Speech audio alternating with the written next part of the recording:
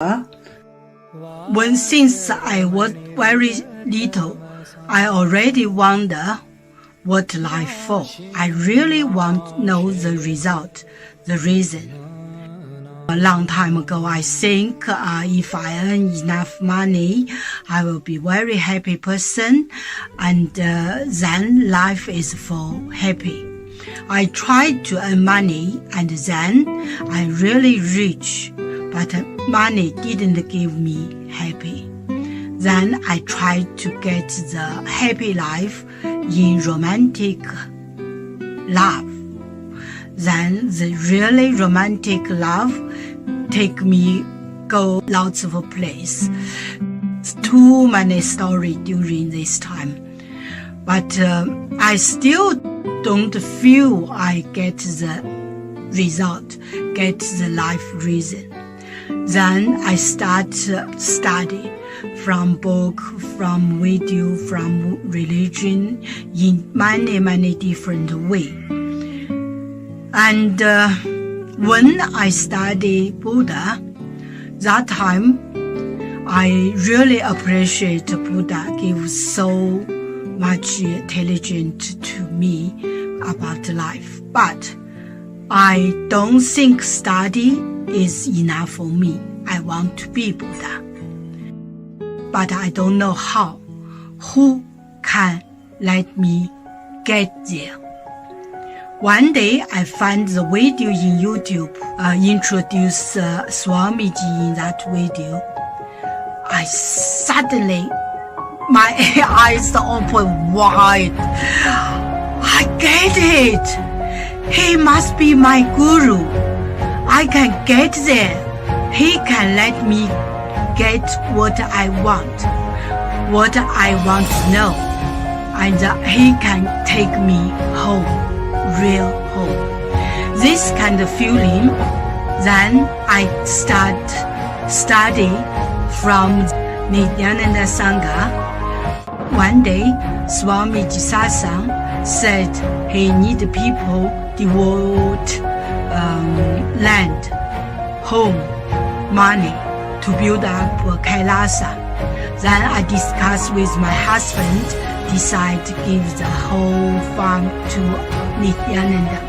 That time, because both of us believe help Swamiji means help whole world. It's a big decision, but we just discussed so short time already. Decide. I really appreciate my husband love me so much and believe me, trust Swamiji so much. Soon here will be big temple, Gurukul, Goshena, and library. Introduce this my story to you, just me. Don't give up any chance to be founding father of Kailasa. It's the best thing you can do in your life.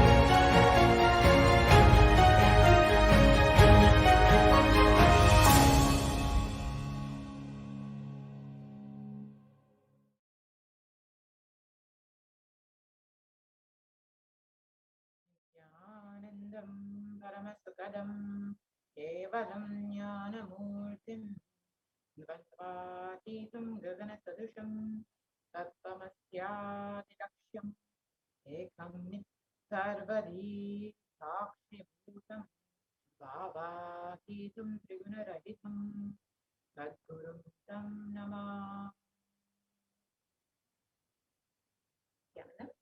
Welcome all the viewers who are joining us today from all over the world for this Parashakti Akashakti. And in today's program, we'll be understanding who is Devi Parashakti and what are the Akashakti. We'll be understanding how Devi Parashakti is manifested through the Supreme Consciousness and how we too can have our questions answered. Now let us enter into the program.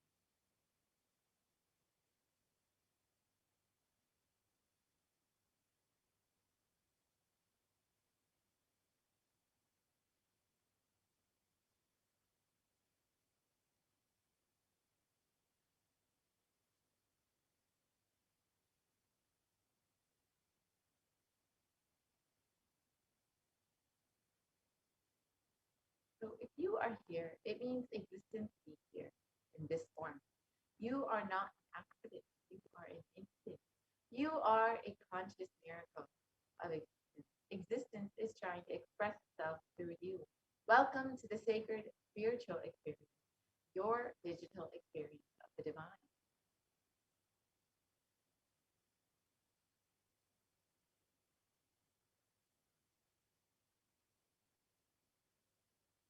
So this may be what you think as your first time in the presence of a divine cosmic being. But this is not the first time this energy has graced the planet Earth. If you are watching this now, it is not a coincidence. This is a cosmic intervention in your life to make you manifest what you want. So how is this possible? How has this worked before? Experience these answers through the powerful cognition as referenced from the ancient text of Hinduism, revived by the Supreme Consciousness. Let us understand who is Devi Parashakti, the divine cosmic mother.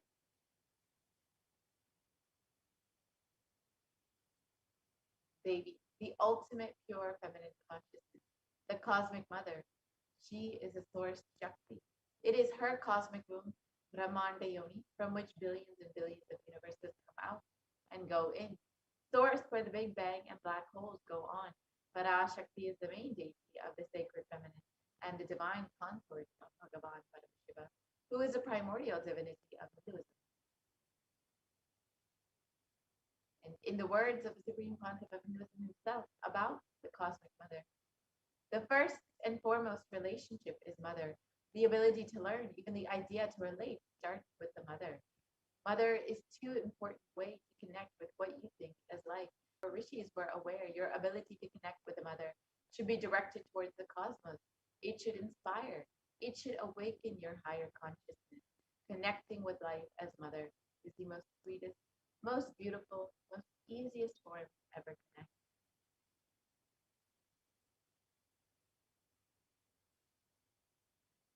And today, out of his extreme love and compassion, the Supreme Concept of Hinduism is great, manifesting Devi Parashakti herself, engracing us, answering all of our questions, attending to our prayers, giving boons, healing us, revealing our past, present, and future, delivering profound spiritual truths, and ultimately giving us the experience of Paramashivoham itself. So what are the Bhavas Margadarshan? Sama is oneness, and Adi means source, so Samadhi means one with the source. Bhava means attitude or aspect, so Bhava Samadhi means being one with the source through this aspect. Darshan means to have a glimpse of. In the Vedic tradition, it is used to describe the moment we behold a deity, an avatar, a saint, or an enlightened being. As just seeing such a being can cleanse the karmas of lifetime and create a deep, lasting transformation in the receiver. Darshan is the powerful, super conscious vibration that is present around an avatar at all times. He simply radiates darshan just as the sun continuously radiates light. The auspicious moment when the receiver is able to catch it becomes the moment of darshan for you, raising you to the next level of super conscious breakthrough. It's like hitting the reset button on your very being. Let us understand the science behind the Bhava Samadhi darshan. The first thing that you need to know is the divine cosmic beings are real. They manifest from Kailasa, the enlightened time space itself, through deities and incarnations. Divine cosmic beings manifest through the Archavataras, the deities in temples, and through the Bhavasmadhi darshans in the Nijavataras, the incarnations. The Bhavasmadhi darshan is the science of the Nijavatara, manifesting Paramashiva, the consciousness. It is where formless, the being of Paramashiva expresses through the Divi Sharira, the light body, and manifest as the Nijavatara, the physical form, the embodied form, for us to experience Paramashiva. So, for example, Devi Parashakti expresses through the being of Rajarajeswari and manifests as the Nijavatara, the physical form of Devi Meenakshi. And the Achavatara, the deity, reflects the consciousness and manifestation of superconscious energy. But human beings are not yet mature enough to receive the higher level experiences from the Achavatara directly. So the avatar, the physical embodied form, comes down to bridge the gap and create the experience of the superconscious energy in all of us. So the Bhava Samadhi Darshan awakens your Kundalini Shakti, which is the latent potential energy in every human being. This visibly slows down the aging process and improves immunity to disease. During the darshan, the whole brain comes alive, turning into a superconductor of conscious energy that heals, empowers, and transforms our lives.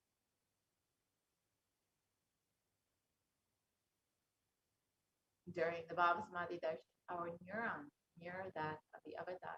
The mirror neurons activate and process all the observed movements or information of the avatar just by seeing. So that is, the entire body can silently and without moving receive what is happening elsewhere through a process of direct observation, experiencing the superconscious energy radiated by the avatar. And Akashic readings are not predictions. They are readings from the cosmic archive. Beyond space, creation and destruction happen simultaneously. In the dimension of time starts the past, present, and future. And because Akashic records are stored in the Akasha, the space dimension, there is no past, present, and future. That is why what you call as happening, yet to happen, are clearly already recorded. Let us understand who is the Supreme Pontiff who is manifesting Devi Parashakti for us. The Supreme Pontiff of Hinduism, Jagat Guru Mahasanidanam, His Divine Holiness Bhagavan Nithyananda Paramashivam, is the reviver of Kailasa, a macrocosmic ancient enlightened civilization nation. The Supreme Pontiff of Hinduism is the 1008th incarnation of Paramashiva as per Hinduism and is recognized by his predecessors who are enlightened masters and adepts. The Supreme Pontiff of Hinduism has made the science of power manifestation, yoga, and temple-based universities as a lifestyle for humanity. The Supreme Pontiff of Hinduism is ordained as the 233rd Guru Mahasanidanam of the Kanchi Kailasa Sarvajapita, is the incumbent emperor of the Surya Vamsha Sampradaya, is the present 293rd Jagat Guru Mahasanidanam of the Kailasa Shamla Sarvajapita, and is the present Mahamandaleshwar of the Mahanirvani Akada, the largest apex monastic order.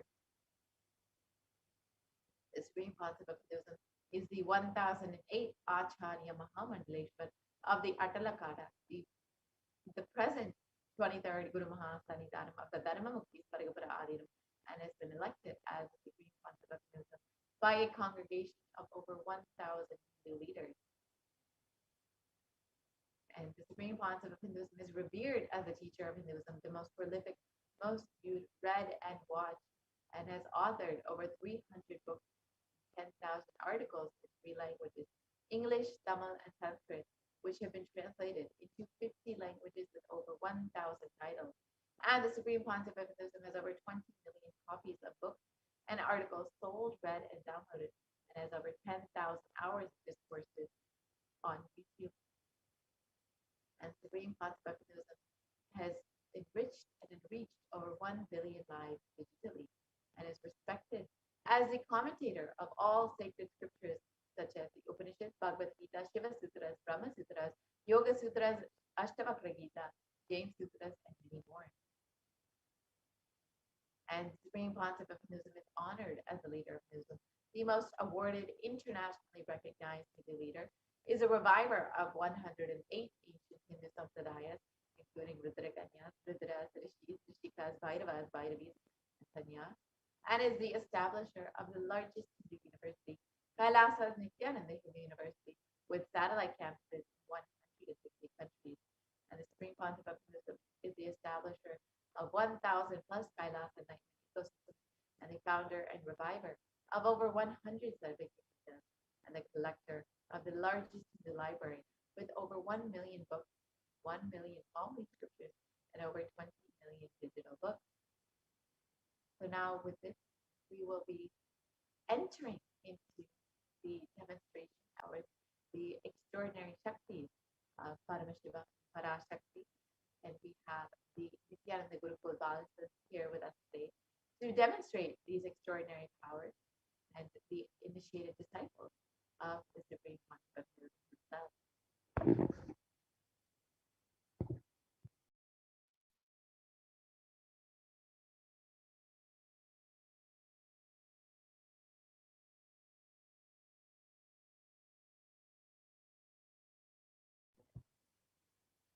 Sorry for the technical glitch.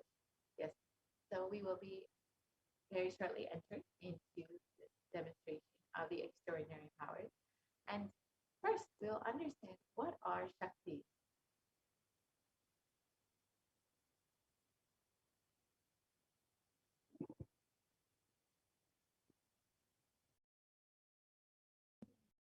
Yes, Nithyanandam. Let's now start the next segment, which is this power manifestation segment, where all of you are going to be witnessing the manifesting of extraordinary Shaktis. Today, the Balasins, the Nithyananda yogis, the initiated disciples of the Supreme Concept of Hinduism, will be demonstrating the powers of third eye and body, standing and remote vision, and sharing with all the experiences and results of the extraordinary manifestation of the divine powers awakened in us through Diksha. Before we begin, let us first learn about what are Shaktis. Shaktis are described by Paramashiva in the Vedas. Paramashiva beautifully says that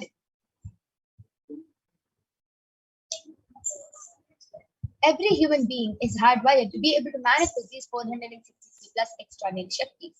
Manifesting powers are described as a system, as a method, and a science for human beings to explore the various possibilities and powers and to have access to various states of consciousness. Shaktis manifest from the fundamental cognition that you are the divine and that you need to manifest the divine, and not that you are a man and that you need to reach the divine. So let us see the fundamental difference between Shaktis and Siddhis. Shaktis are the powers which manifest from deep integrity, high integrity with the Guru, and feeling connection with the Guru. Shaktis are the source of enlightenment, whereas Siddhis are the powers that manifest from tapas or penance for enlightenment. Siddhis are on the path of enlightenment. Shaktis are the powers which manifest through ordinary human beings in extraordinary ways, just with the initiation from the avatar, and Shaktis are permanent, whereas Siddhis are not permanent and they may divert you from enlightenment. So who is the source of all these Shaktis? Paramashiva. Paramashiva is the divinity in Hinduism, the ultimate reality and cause which is self-effulgent, Swayam Prakasha, all-pervading, unchanging beyond time, space, form, and causality. As the fundamental base of Avyakta, the unmanifest, and Vyakta, the manifest existence, he performs the Panchakritya, or the 5 cosmic acts of Srishti, Sthiti, Samhara, Prabhava, and Anugraha: creation, maintenance, rejuvenation, pulling out of delusion, and liberating grace for all living entities. And Paramashiva himself has come down in the form of the Supreme Pontiff of Hinduism, Jagat Guru Mahasamidhanam, His Divine Holiness Bhagavan Nithyananda Paramashivam, as the 1008 living incarnation and representation of Paramashiva and the reviver of Kailasa, the ancient enlightened Hindu civilization nation, which is a great cosmic bodily civilization. Ever since the beginning of the civilization, the Sanatana Hindu Dharma has been the cradle of enlightened beings and highly advanced science. This where the science of enlightenment and powers, Shaktis, was lived and taught as a lifestyle. For the first time in modern day, the Supreme Pontiff of Hinduism is reviving these yogic sciences and transmitting it to the world at a record-breaking speed, which was never accomplished before. And here you can see all the enlightened masters who have recognized and trained and taught Swamiji to revive these initiations and knowledge repositories for billions of people to manifest the science of power manifestation from the disciplines of Vedanta, Tantra, Vidya, Yoga, Yogic powers, Mantra Shastra, Siddha Vidya, the science of Aushadha, Advaita, Bhakti Yoga, Paramashivoham, and Paramashivoham. So you can see all these enlightened gurus like Yogi Raj Yogananda Puri, Mata Vibhudananda Puri, Pundi Swamigal, Isaki Swamigal, Annamalai Swamigal, Visiri Swamigal, All these enlightened gurus have initiated and trained Swamiji into reviving these sciences. So now all of you might be wondering, how do we awaken these divine Shaktis in us? Just with the initiation from the avatar, every ultimate truth, jnana, gets mapped into our consciousness, prajna, and we start manifesting powers, and it becomes a possibility for every being prajna. So let us now watch a small video which explains about the science of initiation, power of initiation, how just with one touch, looking at the word from the avatar, we can manifest these extraordinary Shaktis.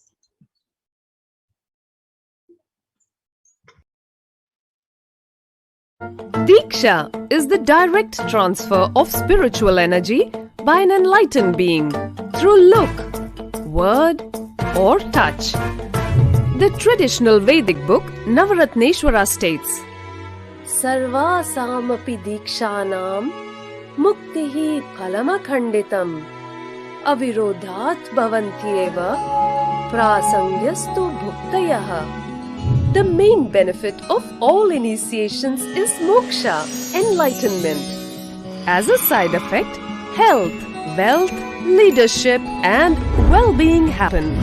And in Rudrayamala Tantra, Shiva says, Devi diksha vihinasya na siddhihi na cha sadgatihi tasmat sarva prayatnena guruna dikshito bhavet. The one who is not initiated does not attain liberation nor a better future. So by all efforts, one should get initiated by Guru. What is the science of initiation? Neuroscience has proved that the process of initiation floods the brain with energy. This is the superconscious energy of Kundalini, our own highest inner potential energy. As the Kundalini flows from the thalamus to the cortex, it sets up a powerful energy loop within the brain, which awakens the latent non-mechanical parts which we have never used before. With increasing levels of coherence, the whole brain comes alive, turning into a superconductor of conscious energies that heal, empower, transform our lives, bliss and fulfillment. Initiation creates high awareness, visualization, creativity.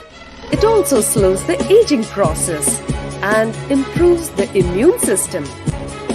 Kundalini awakening, healing experience, levitation, teleportation, materialization. Experience the power of initiation through a range of exclusive programs conducted at the ashram. Nithyananda Paramashivam.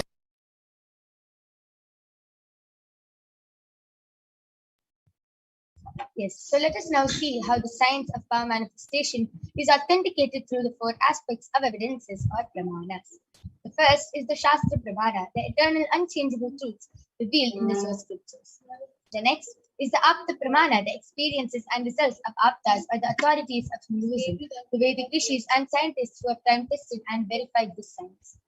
Third is the Atma Pramana, the account of the Supreme Pontiff of Hinduism, Jagadguru Mahasanthanam, His Divine Holiness Bhagavan Nithyananda Paramashivam. This William's avatar's personal experience of power manifestation. And last is the Pratyaksha Pramana, or the empirical evidence from observation and scientific experimentation. So all these Shastra Pramanas comes from the Vedas, which is a living applied science. Vedas are the ultimate superior authorities for Hindus, and they are the pure science where the ultimate truths are explained. Agamas are the scriptures where the applied technology, the applied science is expanded. Vedas and Agamas, the Vedagamas, are directly revealed by Paramashiva, so they are given the status of Shruti. They are the unchangeable, eternal, ultimate truths, and any reference cited from the Shastras or the source scriptures is called a Shastra Pramana. So without further delay, let us get ready to witness a very unique and exciting demonstration of the power of third eye. The power of third eye is seeing with the eyes blindfold. So let us see the Shastra Pramana, where the power of third eye, which comes from the Vijnana Bhairava Tantra, Sutra 11, Dharana 34. कपालान्तर्मनोन्यसा तिष्ठन्मीलितलोचनः क्रमेण मनसो दार्ढ्यात् लक्ष्ये लक्ष्यमुत्तमम्.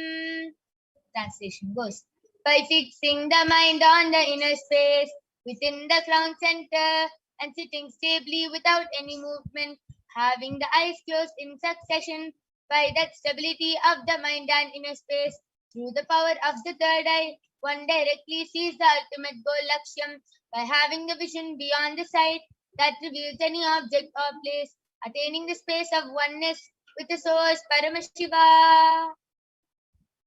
The next is the Apta Pramana, where Bhagavan Shri Krishna initiates Arjuna into the power of third eye. Bhagavan Krishna says to Arjuna, Natu mam shakyase drashtum anenaiva swachakshusha divyam dadami te chakshuhu pashyame yogamaishwaram. But you cannot see my cosmic form with these physical eyes of yours. Therefore I grant you the divine third eye vision. Behold my cosmic opulence. In the Hindu Purana, the Srimad Bhagavad Gita, Bhagavan Krishna initiates Arjuna into the power of third eye to behold his Vishwarupa Darshan, the vision of his cosmic form.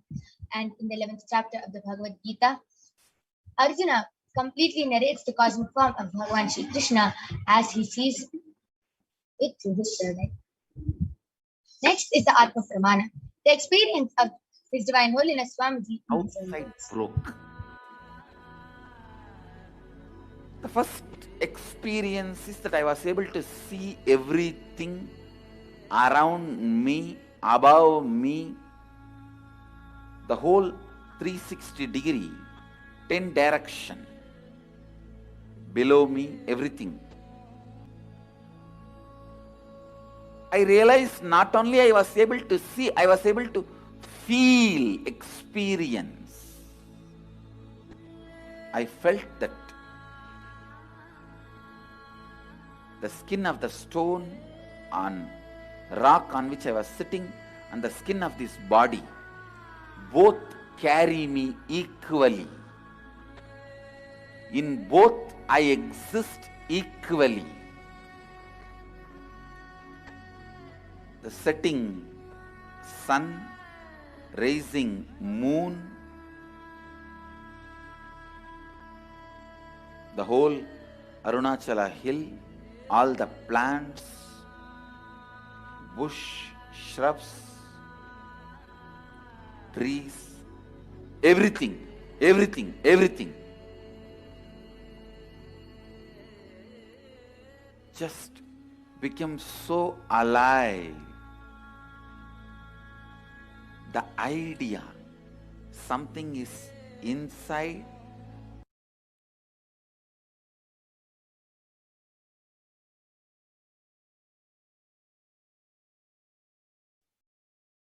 The next is the Pratyaksha Pramana, the empirical evidence from observation and scientific experimentation. Study measures compare the metabolic cell activity of the brain in the conscious and meditative states using the positron emission tomography, the PET. When doing daily activities, high activity is measured in the brain where the third eye is located. And when in the deep state of samadhi, only the third eye region is active and almost 90% of the rest of the brain is at peace. So let us now witness the live Sakshi Pramana, the experiences of the initiated disciples of the Supreme Pontiff of Hinduism. This rare sacred science of the third eye awakening is being made available to humanity for their ultimate enrichment and conscious evolution by the Supreme Pontiff of Hinduism. As the living incarnation of Paramashiva, the Supreme Pontiff of Hinduism embodies the most profound yogic states that surpass all bounds of time, space, and matter. The Supreme Pontiff of Hinduism is giving this pure great science of third eye awakening along with many other spiritual sciences through initiation. And millions of people have been initiated by the Supreme Pontiff of Hinduism and are experiencing the profound results as extraordinary powers in their day-to-day life. So let us now witness the live Sakshi Pramana, the demonstration of the power of third eye with the Balasans and the Nithyananda yogis. We'll be back right after a short break.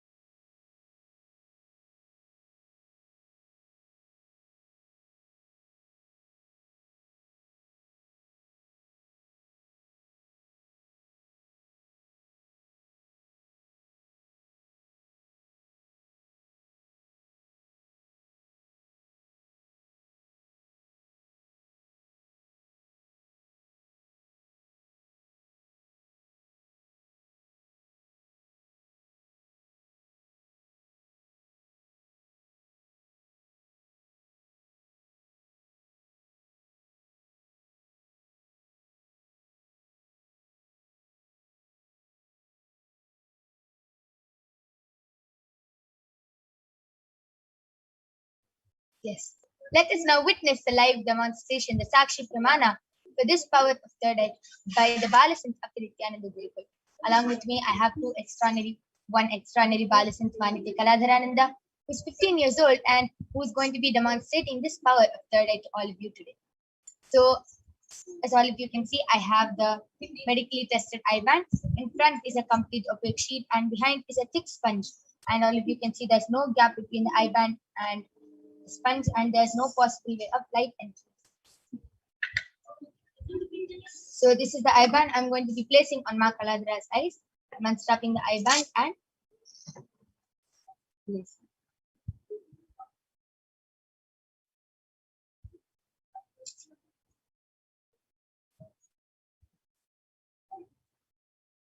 Ma Kaladhara, are you comfortable? Yes, beautiful. I request you to turn to your right, left, up. See, all of you can see there's no gap and down. Yes. So now I request the YouTube comments to be projected.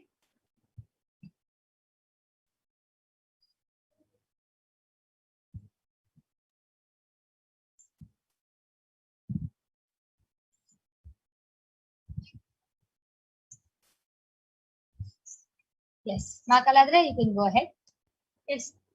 So the one and the only comment which is there in the YouTube live chat is from G E G R E G O R Y J A M E S has posted, "Welcome to Ekailayan."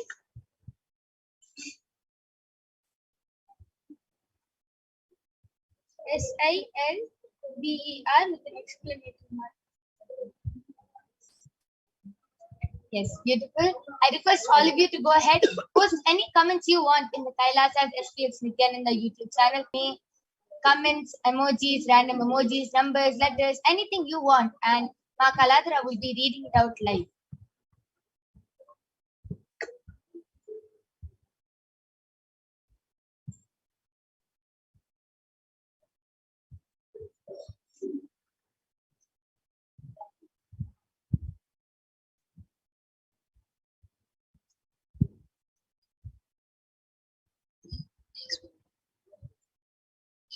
I request the Facebook comments to be projected.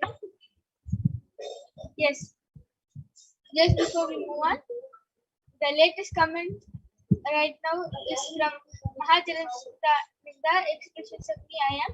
She has posted red rose emoji and a pink color flower emoji and a red color heart, pink color heart with 5 diamonds on it, and a Om emoji, which is the behind is purple and the Om is written in white, and a honeybee, a monkey covering the eyes like this again, and a sun emoji.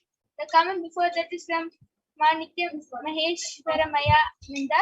She has posted wonderful.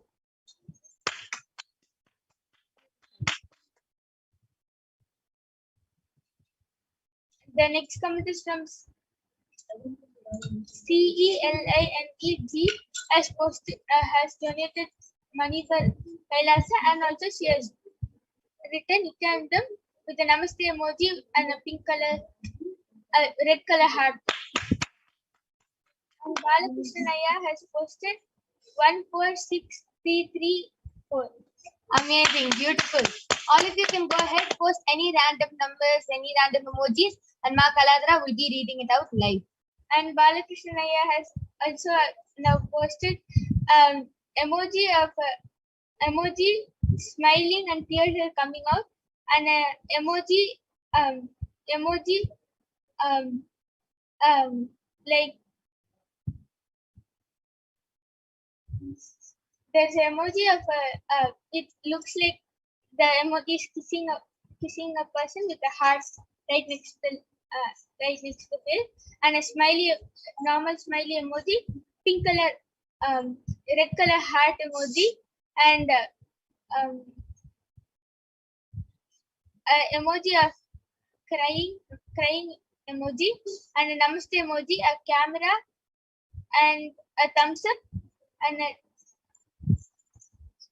telescope. And you can continue reading. Peter Vajraya has posted a thumbs up emoji, a red color heart emoji, a Trishul emoji with a namaste emoji. Beautiful.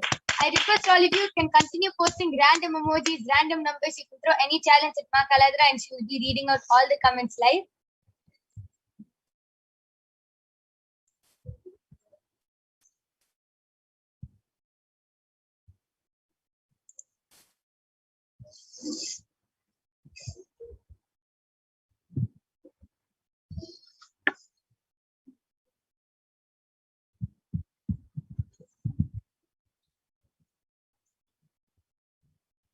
Okay, yes. So that was a beautiful demonstration of the power of third eye. I'll now be removing the eye band. So all of you can see the eye band is completely intact. And we are now going to be moving on to the next power, which is the power of body scanning. So I request the pramanas to be projected now.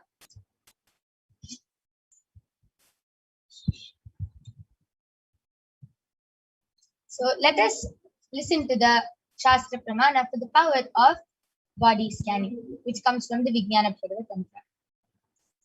Swadehe jagato vapi sukshma sukshmatarani cha tattvani yani nilayam dhyattvante vyajyate para. Bhagavan Paramashiva says, cognize deeply from the subtle to the subtlest constitutive principles of your whole body, Swadeha, or universe simultaneously consists of the essential reality. They are being absorbed in the source cause, Paramashiva, and by the experience of such stressful awareness, one becomes complete from all the thoughts, and the ultimate universal divine power, Paradevi, Adi Shakti, is revealed, and the supreme power manifestation happens.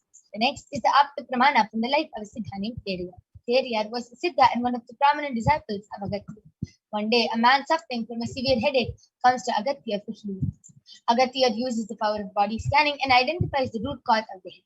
He reveals that there is a small tere, a type of frog, sitting in the person's brain.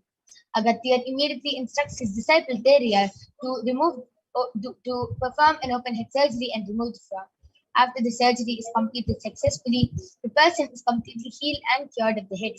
Thus, the disciple gained the name Teriyar. The next is the Atma Pramana, the account of the Supreme Pontiff of Hinduism, who has also time tested and authenticated the science. Swamiji beautifully manifests the power of Sushada and body scanning. So on the 22nd of December, Swamiji reveals how he uses the power of body scanning. Paraphrasing his words, only when I had a multiple compound hand fracture, I was forced to go for surgery and therefore for medical checkups related to that. At that time, they detected heavy quantity in my different organs, and it was revealed that I had been poisoned without our knowledge. I immediately used diagnostic methods instead of medical facilities to study the body condition due to this poison. Through the power of body scanning, I found out what the problems and imbalances had happened and why the balance had to be done. I used allopathy as a second opinion just to verify my findings. All these great avatars, these incarnations of Hinduism, as born as awakened beings. Even though they have a human body, they are much beyond suffering, and any incident which happens in their life is not an accident, it is a leela, a divine play. Next is the Sakshi Pramana, the experiences and results of the extraordinary manifestation happening through the initiated disciples of the Supreme Pontiff of Hinduism. So you can see a few of the disciples of Swamiji who have beautifully manifested this power of body scanning have shared their experience and offered their gratitude to Swamiji. Yes, beautiful. So let us now see the Shastra Pramana for the power of remote vision. Shastra Pramana goes, Vyomakaram Swamatmanam Dhyaye Digbhiranavritam Nirashaya Chitishaktihi Swarupam Darshaye Tada. Translation goes, concentrate and cognize with blissful awareness on oneself in the form of vast etheric space or sky, Vyomakaram, which is limitless in any direction whatsoever. Thus, the Chitishakti, the power of consciousness, freed from all support, reveals and manifests herself as the form of one's essential nature at the same. The next is the Apta Pramana, which goes back to the time of the Hindu epic, the Mahabharata. Sanjaya was the trusted charioteer of a blind king named Dhritarashtra, and Sanjaya was initiated into the power of Dura Drishti, remote vision, and Durashti, the power of remote hearing, by sage Vedavyasa. And throughout the whole Mahabharata war, the sacred scripture is narrated to the blind king Dhritarashtra by Sanjaya. And it is through Sanjaya's narration that the humanity had received the sacred scripture, the Srimad Bhagavad Gita. Next is the Atma Pramana, the experience of His Divine Holiness Swamiji. Narayana Swami Tata was one of the gurus of Swamiji and was well known to see at ease. One day, a senior police officer came to Narayana Swami Tata seeking help to find a thief whom they were searching for the last 1 year. Narayana Swami Tata turns towards the Supreme Portal of Hinduism and asks him to see the whereabouts in the mirror with the Jnananjana applied and show the police officer. The Supreme Portal of Hinduism not only saw the whereabouts of the thief in the mirror, but also showed the same to the police officer, after which the thief was caught red-handed in the same location as revealed by the Supreme Portal of Hinduism. Last is the Sakshi Pramana.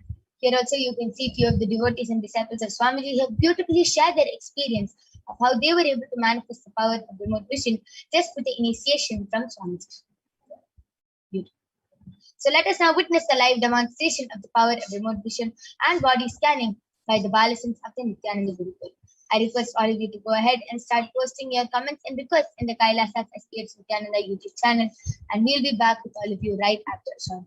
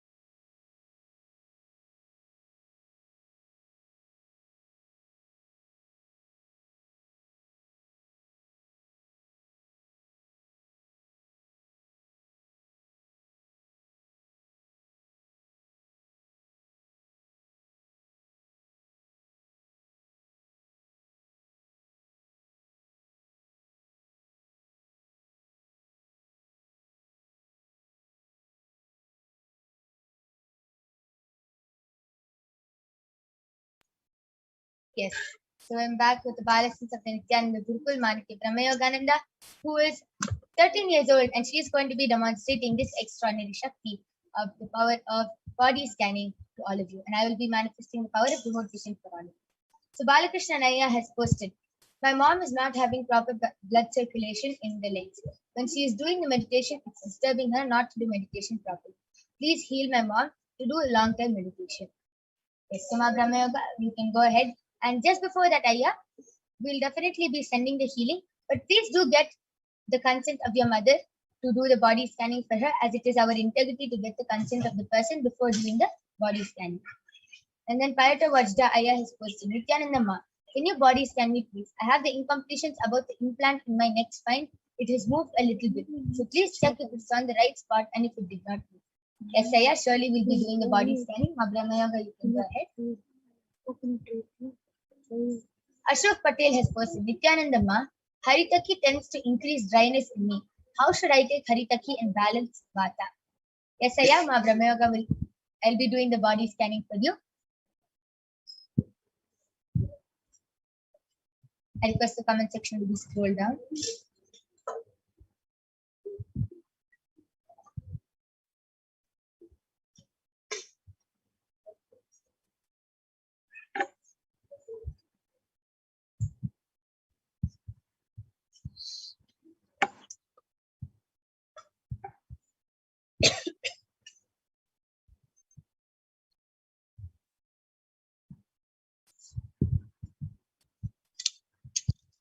Yes, Bharata Vajraya, Parmeshwar has revealed that it is still, the implant is still in the right spot and it did not move.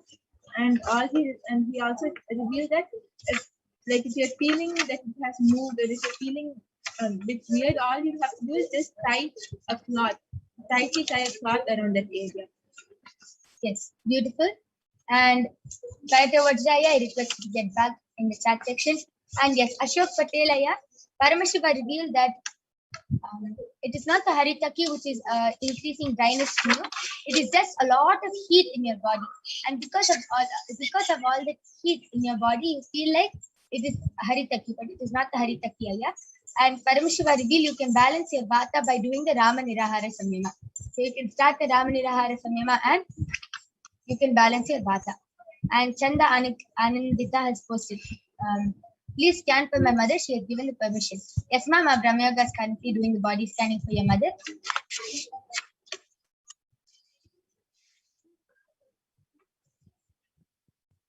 Yes, Chanda Ananditananda.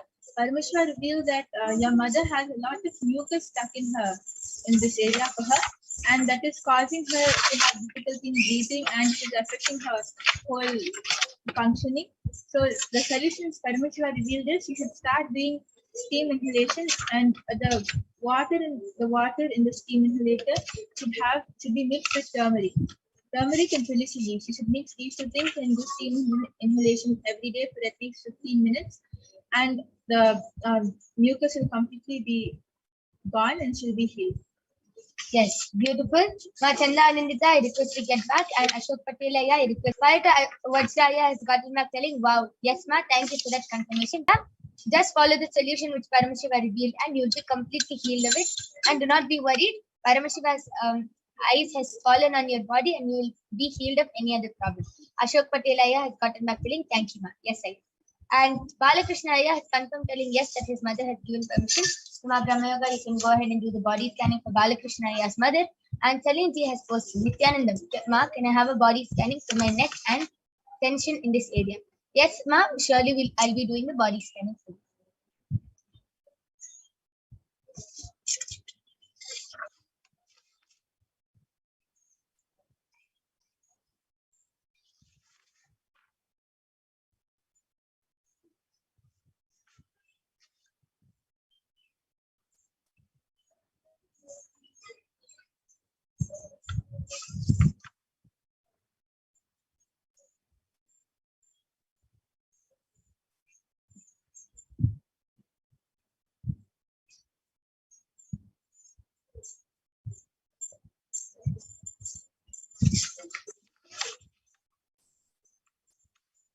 Yes, so Balakrishna Ayya, I did the body scanning for your mother, and Parameshwar reveals that the problem as to why her legs are hurting is the amount of toxins which are there in her body. So every night before going to sleep, she has to put turmeric on her full forehead and a big kumkum on her third eye. That will cleanse her of all the toxins. And also, whenever she's sitting down for meditation, she can just take castor oil, warm castor oil, and massage it on her full legs. Like take quite a lot of amount of castor oil. Make sure that the castor oil goes inside.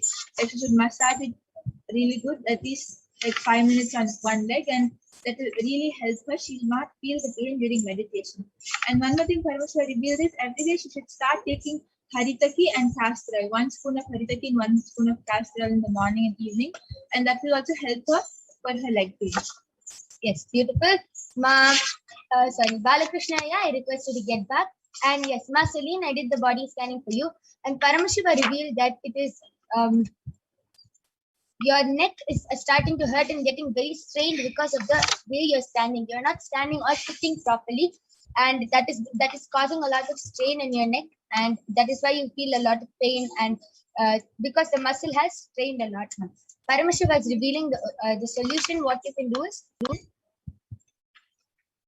Paramashiva is revealing to sleep on your right side for a few days, for the next few days, to sleep on your right side. And every morning when you wake up, just before you go for a bath, just do the castor oil massage and then go for a bath. You'll be completely healed. And yes, Alankrita Yadav has requested a scanning for her troubled throat. Yes, Ma Brahma Yoga is doing the body scanning for you. As Alankrita Yadav, Paramashiva reveals that all you have to do for your throat to be healed is make sure whenever you're drinking water, it is warm water mixed with turmeric and tulsi leaves. That's all you have to do and your throat will get healed. Beautiful. Yes. Devaraja Joseph has person Nithyanandam. Please bless and heal my brother Dasuki of asthma, hypertension and diabetes and soon be healthy and fertile and be with me as a family. Yes. We request you to get the consent of your brother Dasuki Aya, and then only we'll be doing the body scanning, as it is our integrity to get the permission and consent of the person before doing the body scanning for them. Yes, anyone else can request for a body scanning or a remote vision in the live YouTube chat section, in the Kailasa's HDH Nithyananda YouTube chat. Balakrishnan Aya has gotten back the link. Thank you very much, ma'am. Yes, Aya.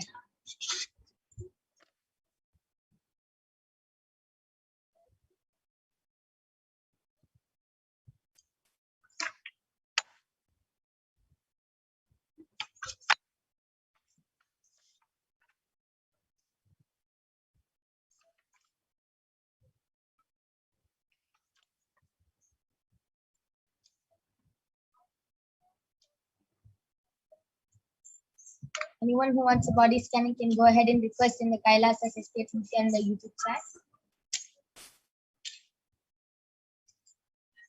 Anil Yadav has posted a request for a body scanning. Yes, I am. Abramaya will be doing the body scanning for you.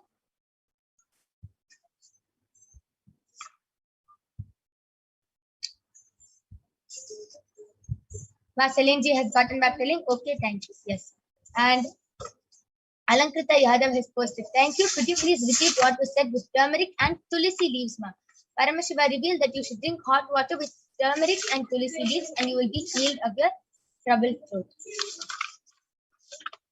Yes, Anil Yadavaya, Paramashiva revealed that you're having a lot of muscle cramps in your whole body. And the solution for that is every day when you take a bath in the morning, make sure you're taking bath with cold water and that water should be mixed with vibhuti.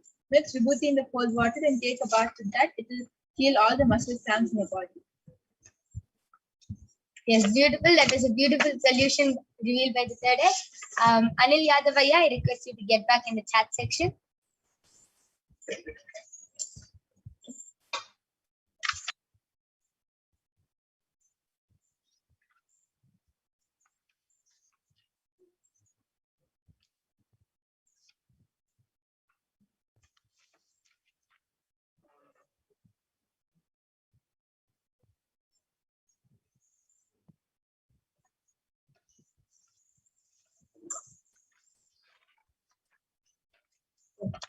So till then, Ma Brahmayoga, why don't you go ahead and share your experience of how you feel while manifesting this power of body scanning and how do you manifest this power?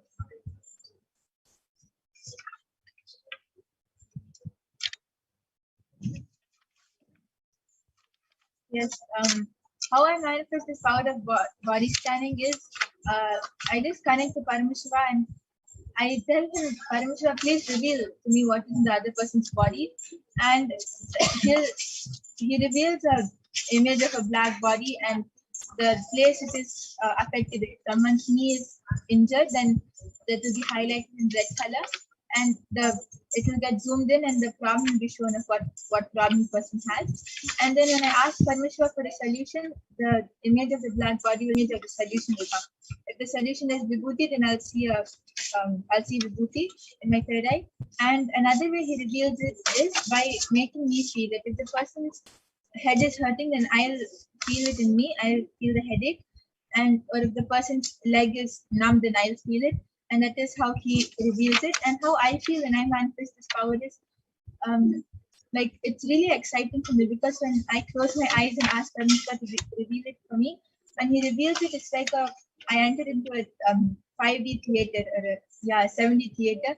Everything is like colorful and it's not just a picture, but it feels like real life. So I'm actually like really excited to come and do body scanning.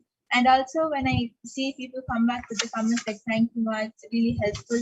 I feel really happy inside that like I'm able to be an instrument for Paramashiva. And yes, I'm sorry. Wow, amazing, beautiful. You feel very blessed to be an instrument of Paramashiva to help the world. Beautiful. And one question. Example, that person has diabetes or that person has some internal problem, like some disease or something. How does Paramashiva reveal that to you and how do you verbalize the problem? If the person is having an internal problem, then I'll see it like I'll see the problem in the black body. I'll see like if the person is having kidney stones, then the person's kidney will be projected, and I'll see pictures of small stones inside. Or if the person is having diabetes, then how Parameshwar revealed it to me when I saw one person having diabetes. Like I just saw the word diabetes. Wow, beautiful. And that is a very beautiful sharing of the power of body scanning and how you felt. And that you feel very blessed to be an instrument of Paramashiva to help the whole world. Beautiful. There's a very beautiful sharing. And yes, we thank all of you for joining us in this power manifestation segment. And with this, we would like to conclude this segment.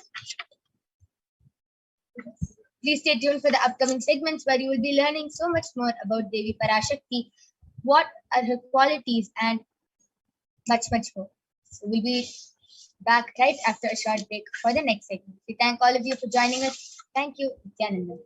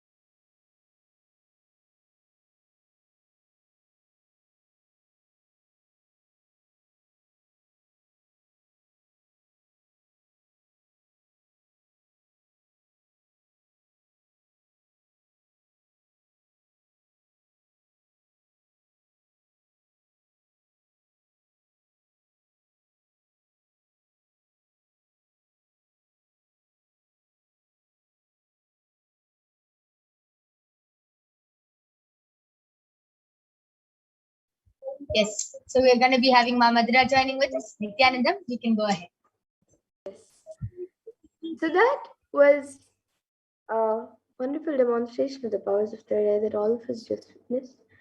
So now let us move on to the next segment of this program where all of us will be learning more about Devi Parashakti. So in this segment, we will be learning about the divine feminine consciousness, about who is Devi Parashakti. We'll be first looking at a Dhyana Shloka of Devi Parashakti, which comes from the Lalita Sahasranama Dhyana Shloka. Sindhuraruna vigraham trinayana spurate taranayaka shekharam smitamukhim mapi navakshoruham panibhyam ratna chashakam raktotpalam bibratim saumyam ratna gadasta rakta charanam dhyayet paramambikam. And the translation for this verse is, the Divine Mother is to be meditated upon as shining in a vermilion red body, with a triple eye sporting a crown of rubies studded with a crescent moon, a face all smiles, a splendid bust with one hand holding a jewel covering with meat and the other twirling a red lotus. And another verse, also from the Lalita Sahasranama Dhyana Shloka says, Arunam karunatarangatakshiim dhritapaşankuşapuşpabanachapam animadiviravrtam ayukaihiram vibhavaye bhavani. And the translation for this verse is, I meditate on the great empress. She is red in color and her eyes are full of compassion. She holds the noose, the gourd, the bow, and the flowery arrow in her hands. She is surrounded on all sides by powers such as anima of her race, and she is the self within me. And Devi Parashakti is the ultimate pure feminine consciousness. Parashakti is the cosmic mother. It is her cosmic womb from which billions and billions of universes come out and go in, and the source where the Big Bang and black holes go on and on. Parashakti is the source Shakti, the source energy, and the source power from which all of us came, in which all of us are in even now, and in which all of us are going to merge. And out of her extreme love and compassion, Devi Parashakti herself is manifesting through the embodied form as the Nijavatara of the Supreme Pontiff of Hinduism, Jagat Guru Mahasannidhanam, His Divine Holiness, Bhagavan Sri Nithyananda Paramashivam, gracing us, answering all of our questions, attending to our prayers, giving wounds, healing us, revealing our past, present, and future, delivering profound spiritual truths, and ultimately giving us the experience of Paramashivoham itself. And Devi Parashakti beautifully reveals how she is manifesting as the Supreme Pontiff of Hinduism. She beautifully says, raising as Omkara, expressing as Vedas and Agamas, blossomed as Hrimkara, filled as Parashodasi, living in 40 triangles, the Kailash Swamini who is in Kailasa, Sri Parachantamani, Parashodasi, sitting as part of Paramashiva, Parameshwari who rules the world, Paramashakti, Manonmani, Meenakshi, as Nithyananda I took Nijavatara here, to give good boons to everyone, to bestow all goodness. Hiranya Garbhasparupini, Brahmanda Yoni, Shami, Chandramauli, Rapala, Aparna, Parvati, Savitri, Navayavana, Samraji Lakshmi, Parameshwari, Parashodasi, Meenakshi, taking the form of Nithyananda, I came here as Nijavatara. With great compassion and blessing, listen, people, to do good to all of you, I took the form of Nithyananda and came down as Nijavatara.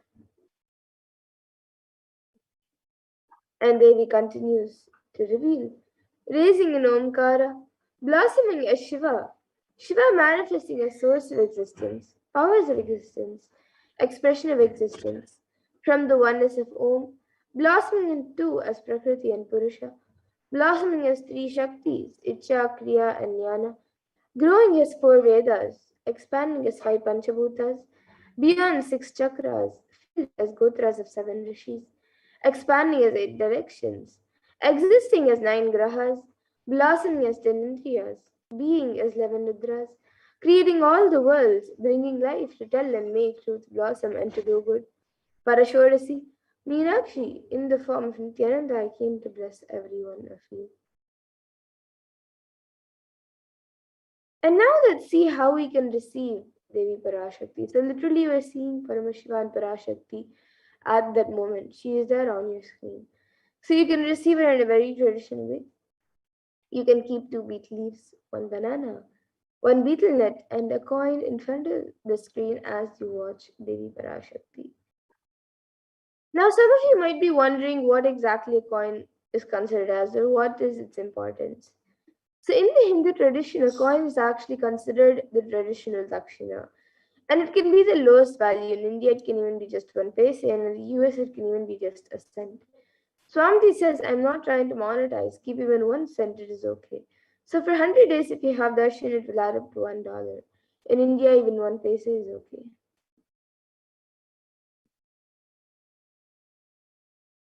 And you can offer that to Devi Parashakti.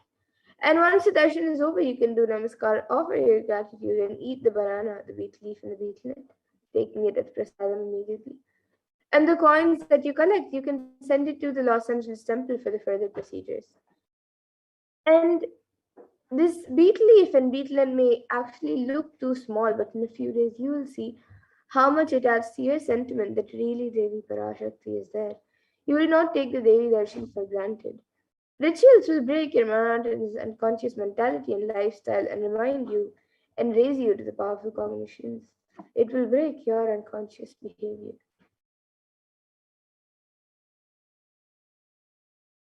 Now here you all can see how you can set up your tambulam. So you can arrange the beet leaf, the beet nut, the banana, and the coin on a plate and keep it in front of the screen.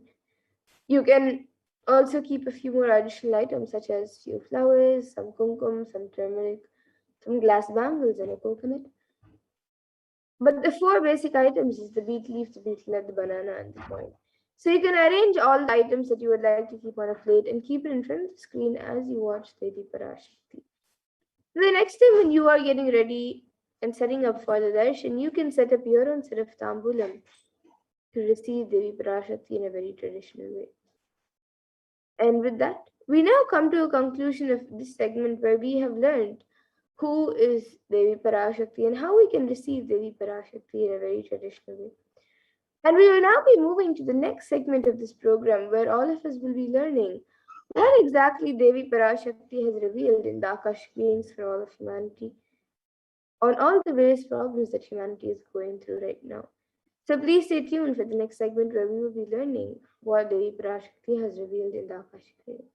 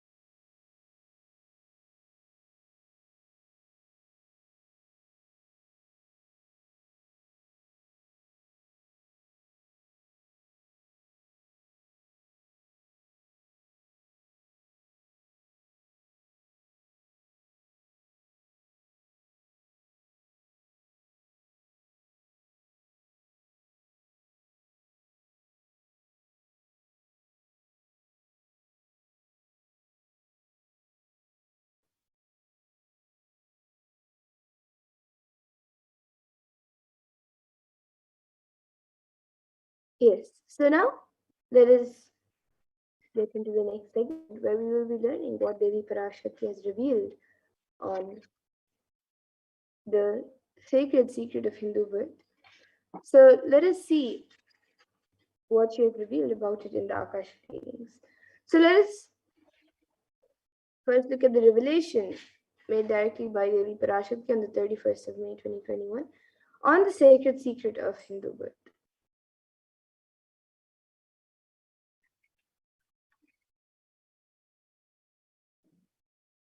நன்றாய் கேட்டுக்கொள்.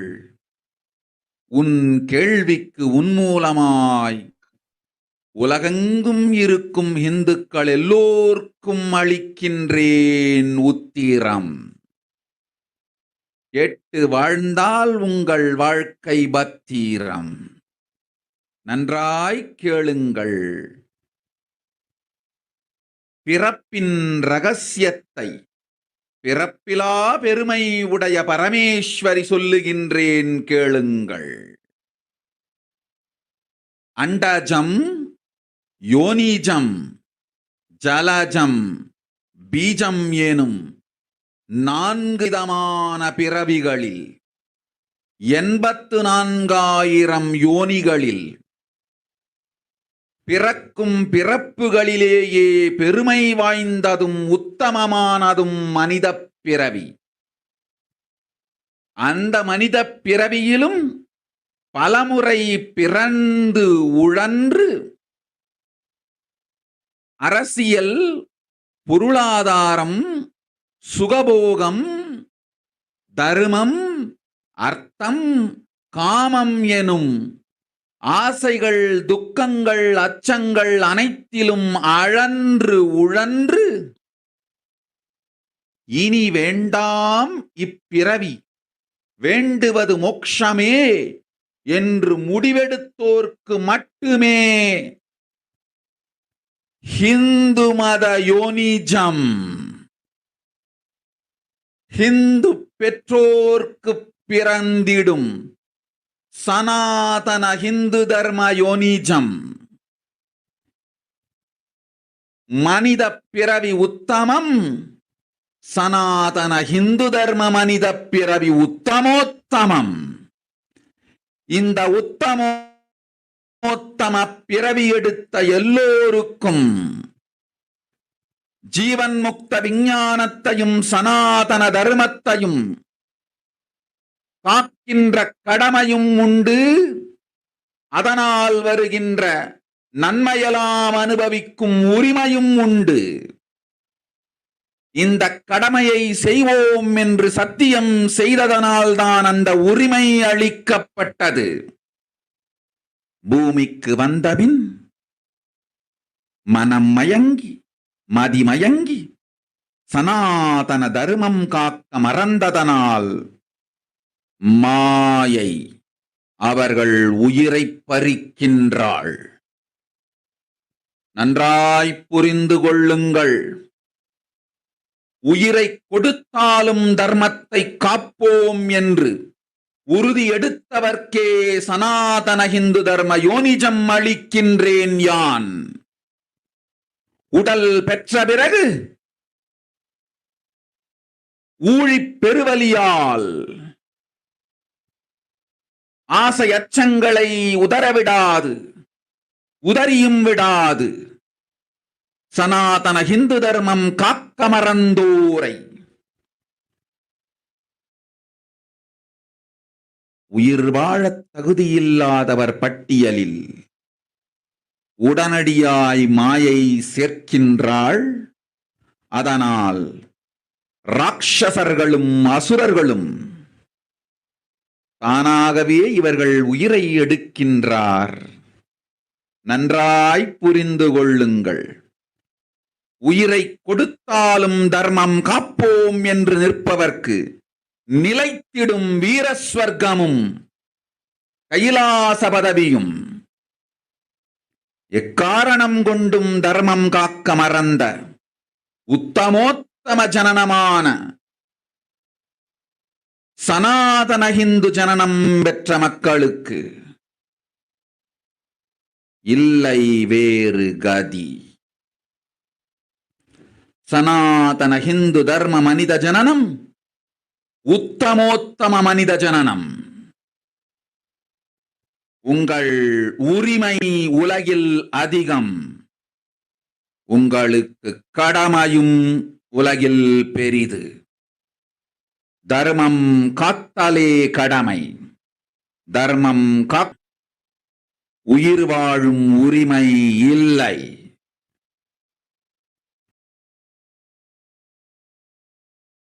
நன்றாய் புரிந்து கொள்ளுங்கள்.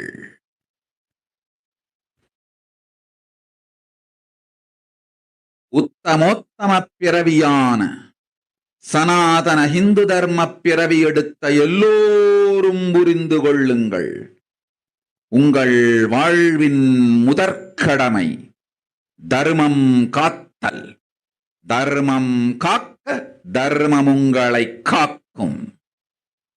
சனாதன ஹிந்து தர்மம் காக்க மறந்திட்டால் வாழும் உரிமையை நீங்கள் இழந்து விடுகின்றீர்கள். அதற்கு மேல் வாழ்ந்தென்ன அழிந்தென்ன? பூமிக்கு பாரம் குறையட்டும் என்று அசுரர்களும் ராட்சதர்களும் உங்களை உண்டு தீர்க்கின்றார்கள். அதையும் மாயை கண்டு சும்மாவிருப்பாள். பிரபஞ்ச ரகசியத்தை, பிறவியின் ரகசியத்தை உலகிற்கெல்லாம் உத்தரமாய்ச் சொல்லிவிட்டேன். புரிந்து வாழ்வில் நடந்து உயிரை பத்திரமாய் பார்த்துக் கொள்ளுங்கள். அன்னை சொல்லும் அருள் சத்தியம் இது. ஓம் ஓம் ஓம்.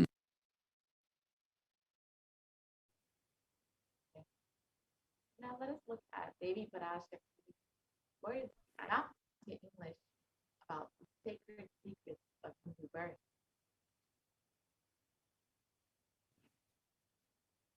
Listen, Andajam, this is the birth from egg. Yonijam, the regular mammal birth. Jalajam, the birth from water. Bijam, the birth from seed. Like this, in 4 types of births, in 84,000 yonis, in 84 lakh yonis, in all these births, the most greatest birth of them all is the human birth.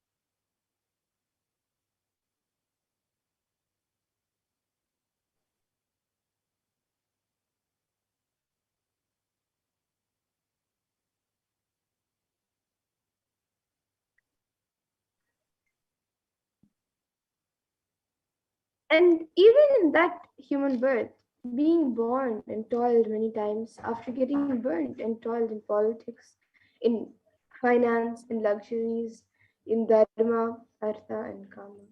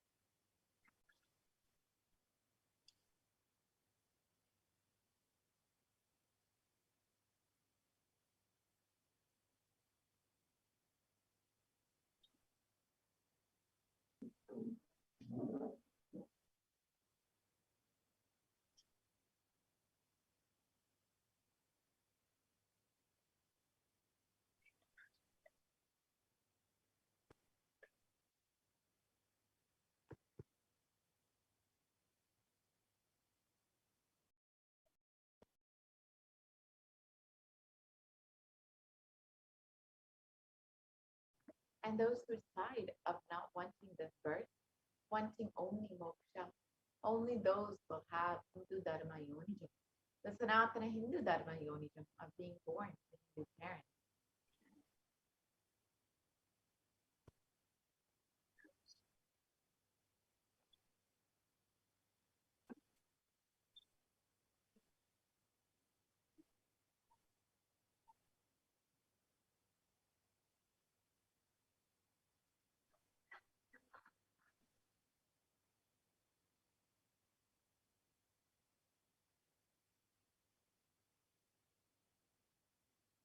And human birth is Uttamam, the best.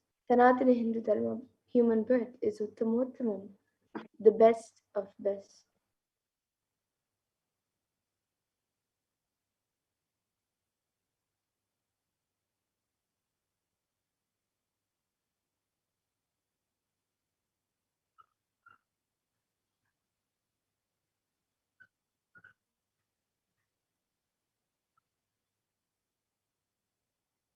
Everyone who took this Uttamattama birth has the responsibility of protecting the science of living life and Sanatana Hindu Dharma.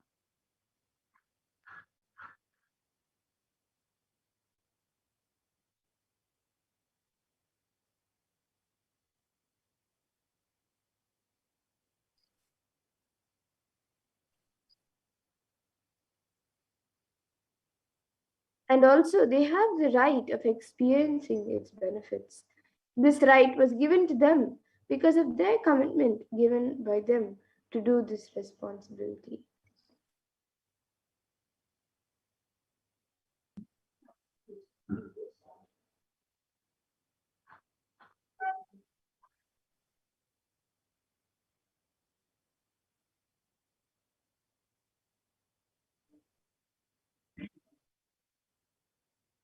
After coming to Bhuloka by getting mentally deluded and forgetting the Dharma of protecting Sanatana Dharma, Maya, she is taking away all their souls.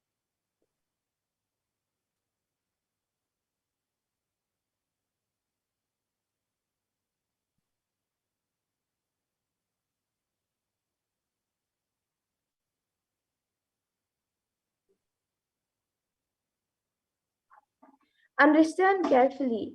I am giving the Sanatana Hindu Dharma Yonijam only for those who gave the commitment of protecting Sanatana Dharma even by giving their life.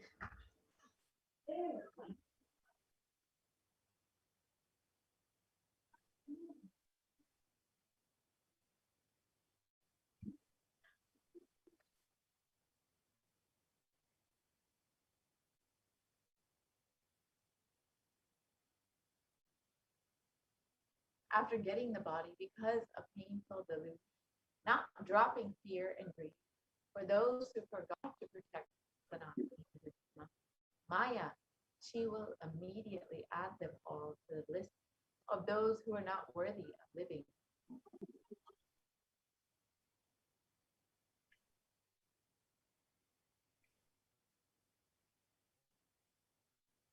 Therefore, Rakshasas and Asuras are automatically taking away their life.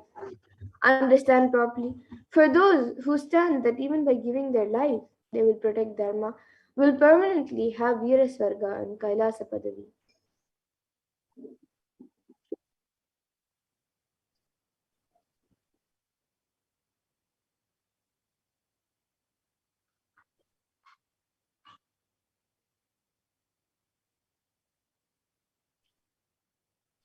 And for any reason, people who forgot to protect Dharma, having Uttamottama birth of Sanatana Hindu birth, there is no other way for them.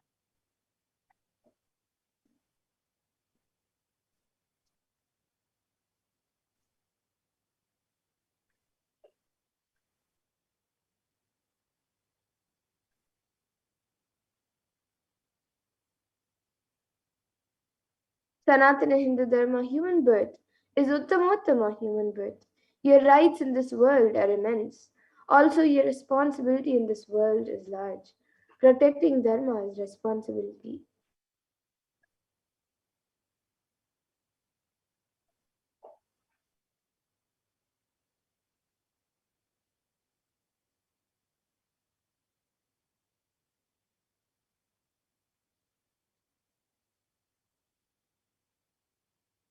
Those who do not protect Dharma, they do not have the right to live.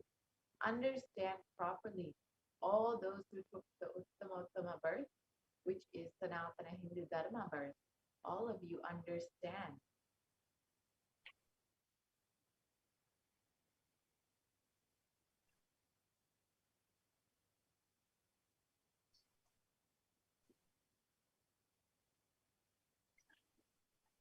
The first responsibility of your life is protecting Dharma. If you protect Dharma, Dharma will protect you. If you forget to protect Sanatana Hindu Dharma, you lose the right of living.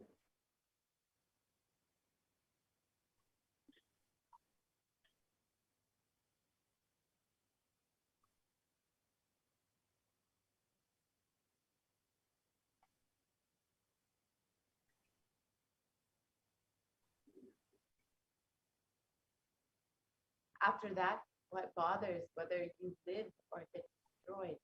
Asuras and Rakshasas will eat you, so that the burden on earth is reduced.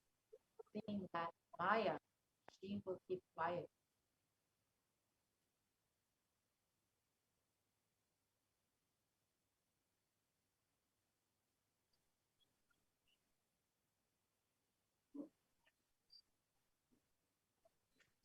So now let us see the responsibility of Hindus, the Hindu nation, the responsibility of Hindus, which is the Hindu nation. Yes. Sri Parashakti feels that human birth is the Uttama birth, the best birth, and that Sanatana Hindu Dharma birth, being born to the Hindu parents, is the best of the best, the Uttama birth. So it is our responsibility as Hindus to protect Hinduism, and we can do that through the Hindu nation. Let us understand more about. So Hinduism represents the world's most ancient yet progressive indigenous spiritual tradition as an open framework, and the civilization stands for global peace, vegetarianism, non-violence, yoga, worship of nature, then temple-based living, and the manifestation of spiritual powers and inherent divinity.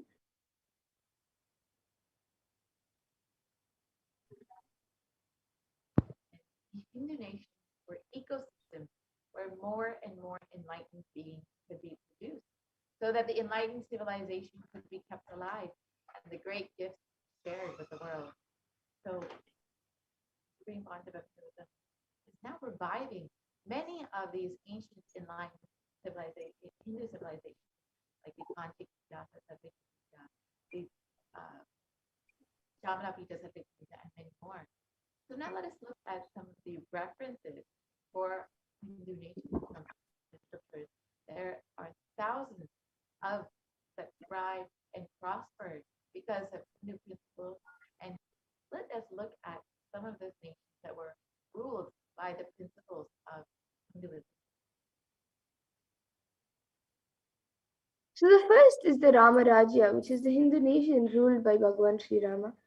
So there were no widows to lament, nor was any danger from wild animals, nor any fear born of diseases. The world was barefoot of thieves and robberies.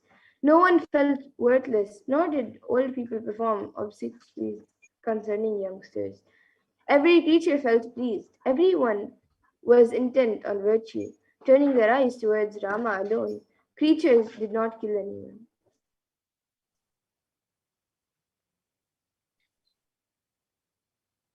Description continues on. Survived for thousands of years, thousands of their progeny, all free of illness and grief. The trees were bearing flowers and fruits regularly without any injury by pests and insects. The clouds were raining in time, and the wind was delightful to the touch. Every caste was performing their own duty, satisfied with their own work and bereft of any greed. People were intent on virtue and lived without telling lies. All people were endowed with excellent characteristics. All were engaged in virtue. And the description from the Hastinapur kingdom, ruled by King Yudhishthira. So the Devas granted rains to fulfill all wants. The world became free of all diseases. There was no hunger or thirst anywhere, and it continues the description from the Ashtavedika Parva.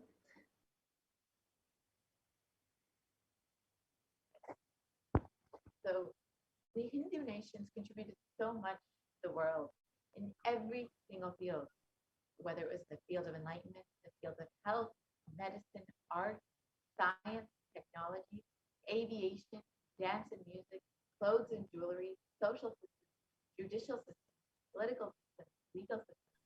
Everything is in our Hindu scriptures. All of these various fields are different aspects of our scriptures. Everything Hindu Hindu scriptures, Hindu ideology has contributed to in every field.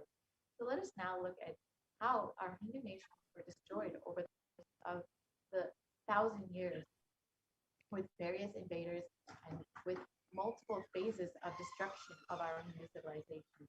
And it's with the Islamic invasion was between 800 and 1700 AD, which was the physical destruction of our Hindu nation. And Will Durant has described that the Mohammedan conquest of India is probably the bloodiest story in history. The Islamic historians and scholars have recorded with great glee pride the slaughters of Hindus, forced conversions, and abductions of Hindu women and children to slave markets, and the destruction of temples carried out by the warriors of Islam between 800 and 1700 AD. Millions of Hindus were converted to Islam by sword, and millions more were put to death. And the Islamic invasions were extremely brutal and specifically discriminated against Hindus. The Islamic law prescribed for Hindus, as conveyed by Khilji, describes that the Prophet hath ordained that if the Hindus do not accept Islam, they should be imprisoned, tortured, and finally put to death, and their property confiscated. To keep the Hindus in abasement is an especially bitter duty of Islam. And during the Islamic invasions, over 200 million Hindus were slaughtered by Muslim invaders. Over 100,000 temples were destroyed, and over 1 million dates scriptures were destroyed. And it's described that the conquering armies burnt villages, destroyed the land, plundered people's wealth, took Brahmins and children and women of all classes, and flogged them with thongs of hide, raw hide. The next destruction of the Hindu civilization was the British occupation between 1700 and 1947 AD. This was the economic and psychological destruction of Hindus. And again, Will Durant describes, I have seen a great people starving to death before my eyes, and I am convinced that the exhaustion and starvation are due not as their beneficiaries claim to overpopulation and superstition, but to the most sordid and criminal exploitation of one nation by another in all recorded history. And this was one of the most brutal parts of the invasion, and the British Empire used all possible means to destroy the Hindu civil and cultural institutions in order to delegitimize and demoralize the indigenous people of India so that they could become slaves in their own homeland. This included discriminatory laws to instill feelings of racial inferiority, engineering famines to starve the natives into submission, and annexing natives into the kingdom. During the British occupation, over $45 trillion was looted from India over the course of 200 years, and over 45 million Hindus were put to death, and 680 native kingdoms were usurped by the British Raj. And Sachdev Arora describes that the British came to one of the richest countries of the world, and over 200 years of exploitation and looting have reduced it to a poster child of third world poverty. And the next phase, the phase that we are currently in, is the secularization of India, which was after independence between 1947 and present day. And this is ruled by brown faces, British attitudes and policies towards Indians. And Nehru has described what disgusting savage people we are. Politics, progress, socialism, communism, science, where are they before this black religious savagery? India can never be a Hindu republic. This is the description from the first Prime Minister of India. And you can really see the attitude he had against Hindus.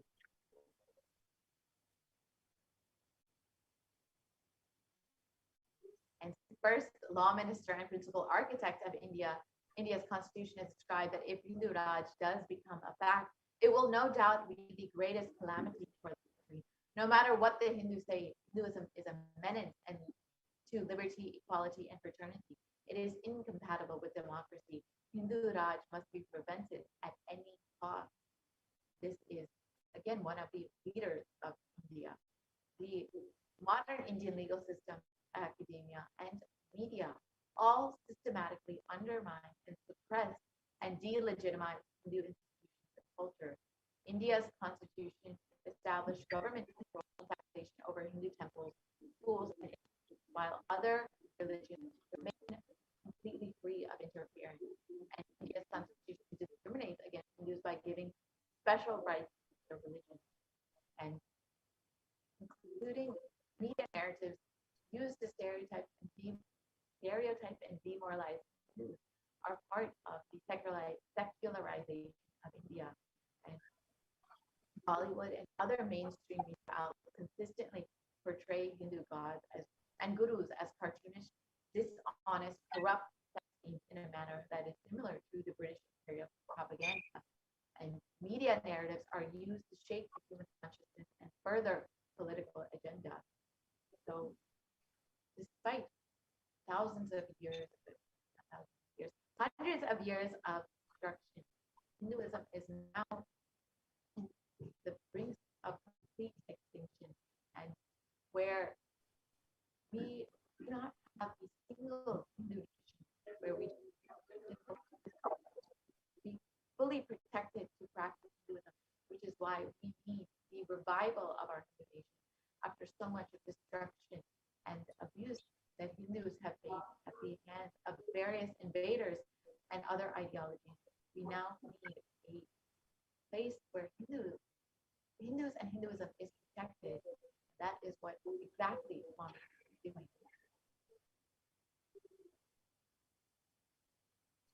As they do the responsibility of Hindus to protect Hinduism, to protect Sanatana Hindu Dharma, and to share its great gifts with the world.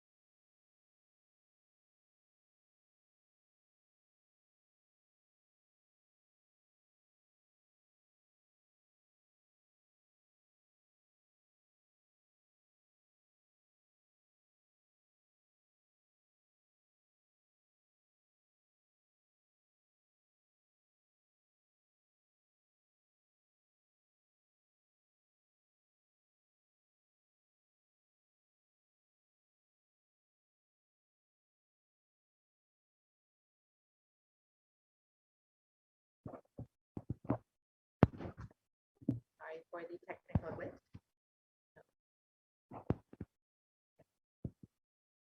The vision for the Hindu civilization as the same concept of Hinduism is that during the time of the Mahabharata, Hindus had 56 deshas, 200 states, 1,700 samsthanas, and 10,000 sampradayas. In all 56, we Hindus are now persecuted.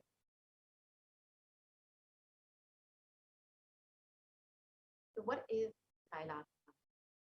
This revival of Kailasa, the Hindu nation, is for reviving this whole life of enlightened civilization and all the great things it has to offer to the world, bringing legitimacy to all the offerings of Sanatana Hindu Dharma and sharing it with the world is the purpose of this Kailasa, the Hindu nation.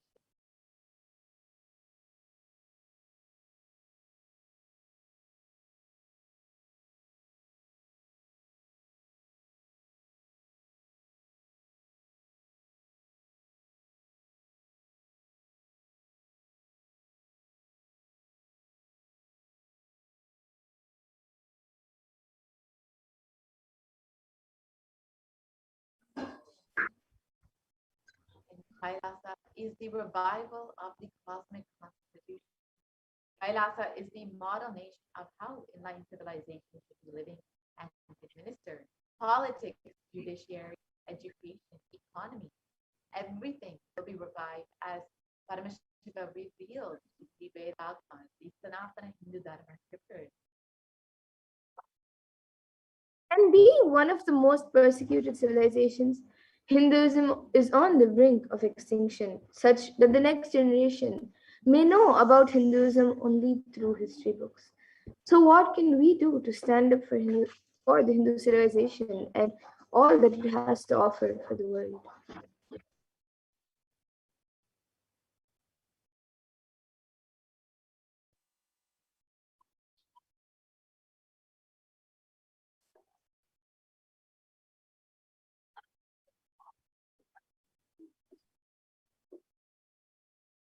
And today, Hinduism is a political orphan. The preservation and restoration of Hinduism's spiritual and cultural heritage is possible without a national identity. And as they be revealed, it is our responsibility to protect, preserve, and restore all of Hinduism, everything that Hinduism has to offer, all of the spiritual and cultural heritage that Hinduism has shared with the world. It is our responsibility. What can we do to save Hinduism? Let us reclaim our Hindu identity as they be revealed. It is our responsibility. We were given this Uttamotama of for reason that we took the responsibility to protect Hinduism. And because of Maya and delusion, we have forgotten that responsibility that we took. It is now the time to reclaim our Hindu identity. And Hinduism is responsible for your success in life. So, if you're healthy, wealthy, rich, successful, peaceful, happy, respectable, and if you have a stable family and you have the best mental health, Hinduism is responsible for it. Hindu identity is responsible for it, and the Hindu scriptures are responsible for it. And Hindus are the richest and most successful ethnic community in the world. Hindu scriptures, Hindu lifestyle, our enlightened masters are responsible for this. His doctrines are responsible for this.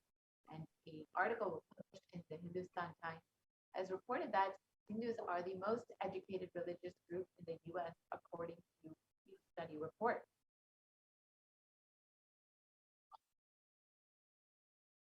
And not just anti-Hindu elements being active is the thing, but it is the responsible Hindus being inactive, and that is responsible for the whole destruction of Hinduism. So let us now take responsibility for Hinduism and let all the Hindus all over the world reclaim our Hindu identity.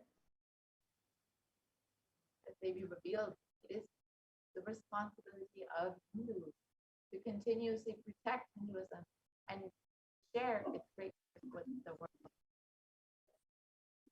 So let us understand a little bit more about the responsibility, as Devi has revealed, that we've been given this Uttamotama birth, the best of the best birth of 84 lakh births.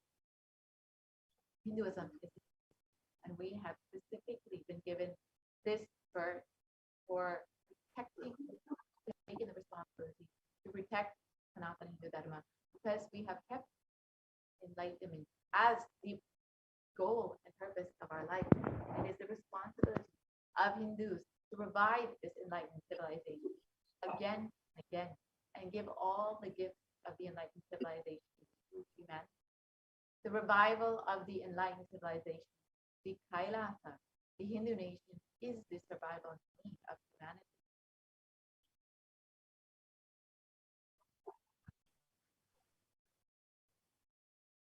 So here's an invitation to all the Hindus. We invite all the Hindus, the born Hindus, practicing Hindus, sympathetic towards Hinduism, curious towards Hinduism, or wanting to explore and enjoy Hinduism, to please come and be a part of this revival. And you can become a part of this revival and become an e-citizen of Kailasa, and become an e-Kailashian by going to kailasa.org and signing up, and you can avail all the benefits of being a e-Kailashian. Now let us understand what the Supreme Concept of Hinduism has revealed as the need for humanity, the only nation, why Kailasa is needed.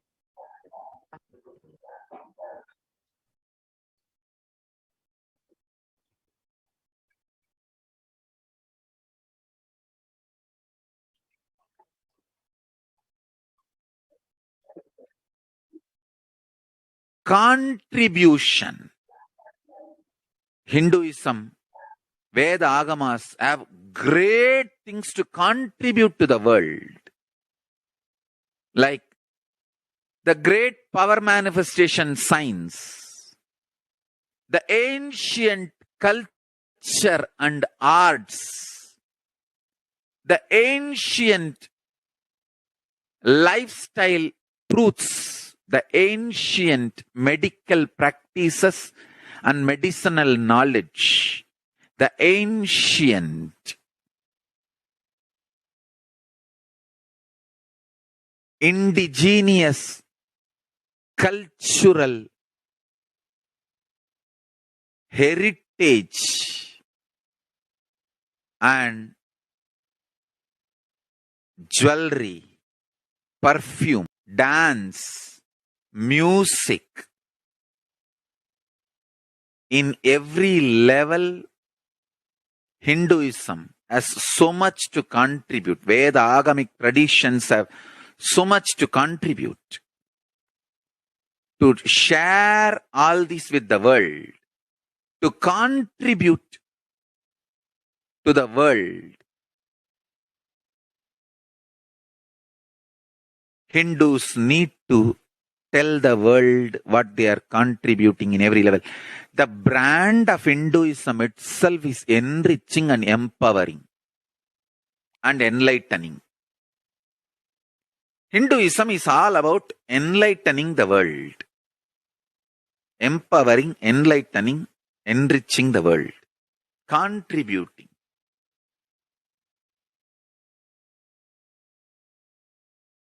That is our spiritual life. That is our spiritual strength. That is our spiritual core principle. O humanity, I request you with folded hands, some one corner of the world, if you just give me few hundred acres, I will keep this whole science alive. Leave it for the whole humanity freely. Fortunately, Paramashiva has given me the power to decode all this Hindu medicinal system, Hindu judiciary system, Hindu social law and order system, Hindu power manifestation system, Hindu mental sciences system, Hindu yogic sciences, the sciences of Hindu biology, Hindu physics, Hindu psychology, Hindu physiology, Hindu chemistry, all this, Paramashiva has given me the power to decode. Whatever the remaining scriptures are available with the humanity, Paramashiva has blessed me, and I have collected. Not only I have collected and organized, I can decode. This whole science can be kept alive in any one corner of the world. Just few hundred acres are given for me to live peacefully and exist peacefully. I can store this whole thing alive and contribute it to humanity. Humanity can become better and better and better. I can make the planet Earth so much better place to live. I am here to contribute, and I will continue to contribute. As long as I am allowed to live, I will contribute. I have collected remaining available scriptures. Maybe 2 crore means 20 million, I think. Books on Hindu physics, Hindu chemistry, Hindu biology, Hindu physiology, Hindu psychology, Hindu law and order, Hindu social system, the power manifestation sciences of Hinduism, yogic sciences of Hinduism. I have collected, and Paramashiva has given me the blessings and power to decode. I have decoded and continuing to decode them. If the humanity, somebody is kind enough to give me few hundred acres in one corner of the world and let me live peacefully, I can keep all the scriptures there and go on sharing with the world, revealing this whole sciences to the world, and go on contributing. I don't need anything other than 1 cup of curd rice every day. That's all. A cup of curd rice per day over. I can go on be giving this to the world. I can add to the world. I can make the world better place to live. That's all I have to say.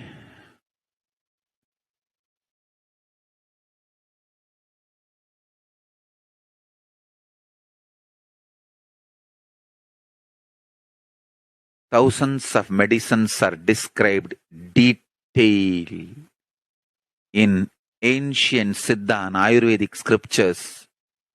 Paramashiva has given me the power to decode them, read them, and properly translate and map them to the modern day human language. And I am ready to work 20 hours a day. I just need few hundred acres where I can sit peacefully and keep this library, run a Gurukul where thousands of people can learn this and share it with the world. Understand?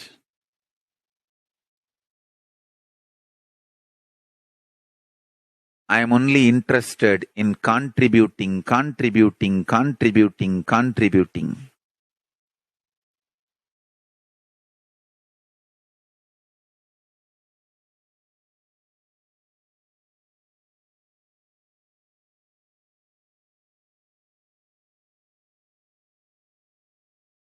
If we can decode all this great knowledge, Whole world can prosper from this knowledge. Whole world can enjoy from this knowledge. If I prosper, I will only create a university. I will not create anything else. If the Hindus prosper, they will only create education institutions. Because Hinduism is all about giving, contributing. If I prosper, I'll create university, that's all. Kailasa is all about university, to decode the ancient sciences and share with the world. Understand? Every day I am sitting and going on decoding, writing notes on my books and writing details on my books. Whether it is making human beings manifest powers, and I have also now started downloading and decoding the science of making animals manifest powers. Whether making people manifest powers or healing,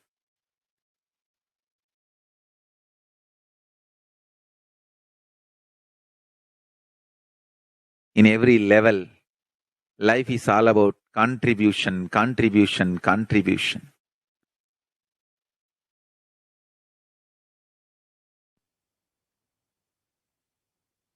And now that we've understood how Hinduism and Kailasa are just all about contribution, that is why Hindus and humanity need Kailasa to protect Hinduism and all the great gifts that it has in order for it to be taken to the world. It is only Kailasa that can protect all the great gifts of Hinduism. As Devi Parashakti has revealed, it is the responsibility of Hindus to do this. So now that we've understood what is the responsibility of Hindus and how we can actually protect Hinduism by reviving Kailasa, the only Hindu nation, let us now conclude this portion of the program and let us enter into the next segment where we will be understanding some of the various ways that we can connect with Devi Parashakti. As all of us know, Devi has been continuously guiding us and blessing us and giving us through, healing us, and was just been holding our hand at when we needed her most. And if you are just overflowing gratitude for Devi Parashakti, the divine cosmic mother, you are welcome to stay tuned for this next segment where you will understand some of the ways that we can connect with Devi Parashakti more deeply through the various offerings that we can make to Devi.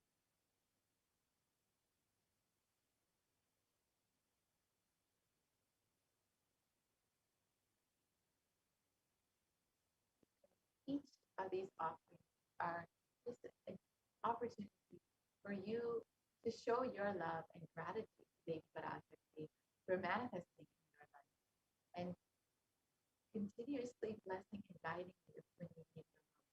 So if you want to connect with Devi through social media and ask your questions to Devi Parashakti, you can connect in all the major social media platforms. On YouTube, you can go ahead and follow Kailasa's HDH Nithyananda YouTube channel and join as a member of Kailasa's HDH Nithyananda YouTube channel. And during the live Parashakti Akash reading, you can ask your questions in the comment section of the live video. You can also ask your questions on Facebook. You can go ahead and like and follow Kailasa's SPH JGM Nithyananda Paramashivam Facebook page. And during the live Parashakti Akash reading, you can ask your questions again in the comment section of the live video. You can also connect on Twitter. You can follow Nithyananda and ask your questions in the reply to the tweet. with the hashtag Ask the Avatar. You can also connect on Instagram at Sri Nithyananda and ask your questions in the comment section of the photo. And lastly, you can connect on WhatsApp by visiting kailasa.org, and in the WhatsApp chat box that pops up, you can go ahead and ask your question. Now let us understand how we can offer our love and gratitude to Devi Parashakti.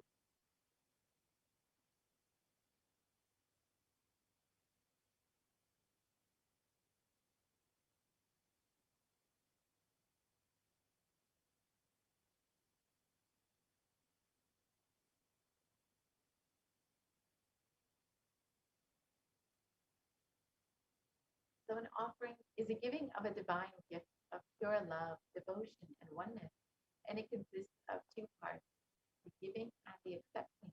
And only when the divine accepts what one offers, the offering becomes complete. Offerings are not made out of fear nor out of greed, but when an avatar lands, the offerings are purely a part of the grand Leela played out for the only purpose of enlightenment.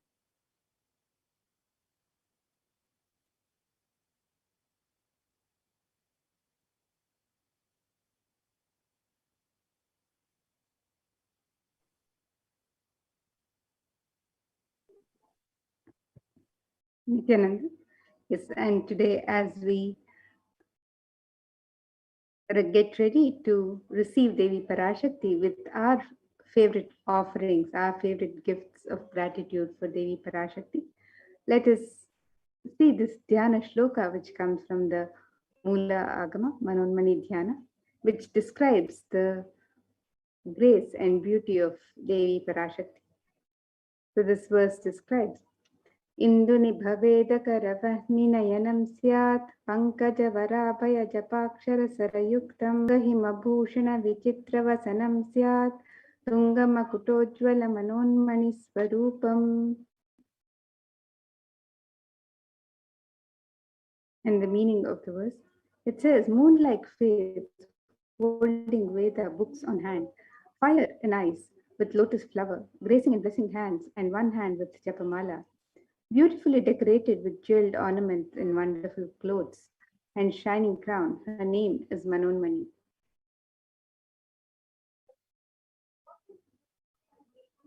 And another verse from on Devi Manonmani, the Dhyana Shloka, it describes Dhyayet Devim Trinetram Shashinibhavadhanam Vedahastam Dadhanam Savye Padmam Varadamapare Cha Bhayam Chakshamalam Divyairabharanairvibhushitatanum Brahmadivit Pujitam Devimeva Manonmanim Pratidinam Kamarthadatrim Shubham.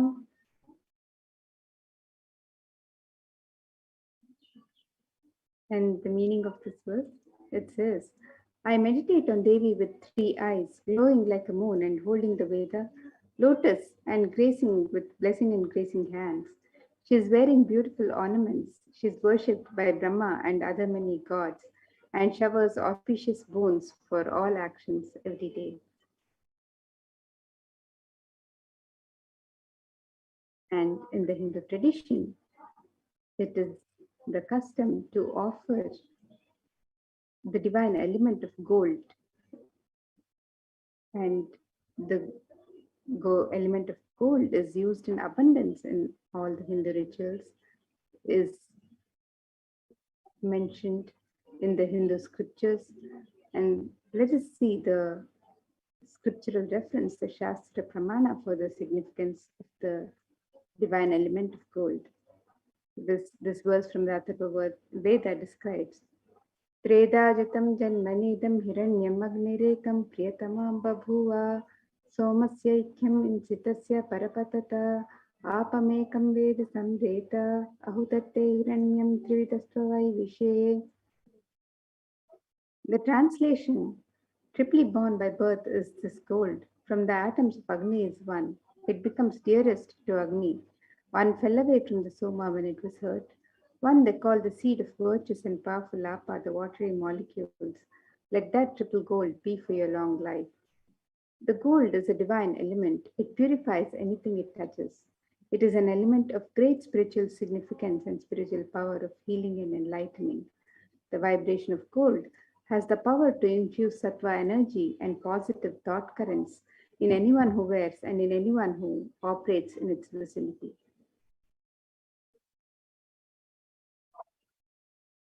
The gold is present in all scriptures and agamas, in all Hindu scriptures, the agamas, Vedas, Shrutis, Smritis, Itihasas, and Puranas. In all Hindu scriptures, it is abundantly displayed that gold is the most auspicious and purest metal, which purifies our being. In the Hindu civilization, everything was built in gold, exchanged in gold. Ritual feasts were offered in gold bricks. When one was to be saved from life-threatening illnesses, gold was offered as a ritual fee. Gold was in abundance and used for paying equivalent amount of cows. Kingdoms were built with huge doors of gold. The streets would have huge columns of gold, huge archways made of gold. Horses and cows were even dressed in gold. The Hindu civilization thrived on the banks of rivers of gold. The Indus River was called Hiranmaya, the river of gold in Rigveda. The river Saraswati was called Hiranyavartini in Atharva Veda. Gold is the supreme element for offering gifts to the ones you love and revere. Temples are constructed and paved in gold. Deities are made in gold and adorned in gold because it preserves the enlightenment energy for thousands of years and it lasts forever. So today, you can make all of your offerings, your gift of love and devotion to Devi Parashakti through the website www.kailasamailer.com/seva. So the first offering is the offering of the e-hundi.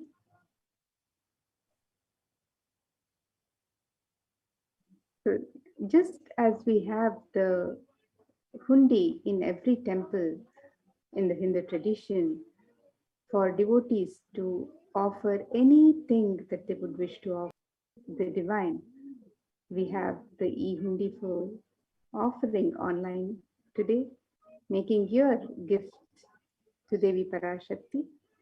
And Devi is described as the one who is fond of true devotion. So let us see this verse on Devi Parashakti.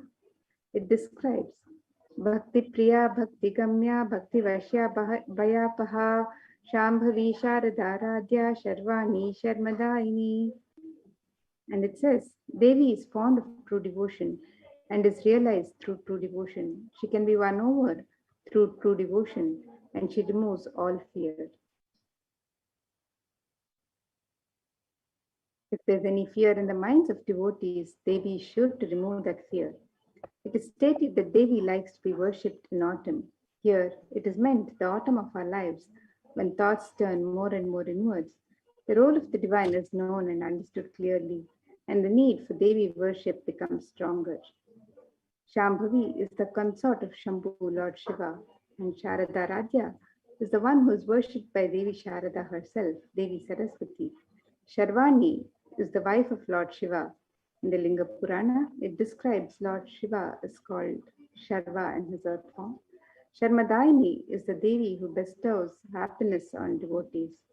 So you can offer your gratitude, love and devotion to Devi Parashakti through the offerings of the e-hundi, and your name is chanted during the puja to Devi Parashakti as well.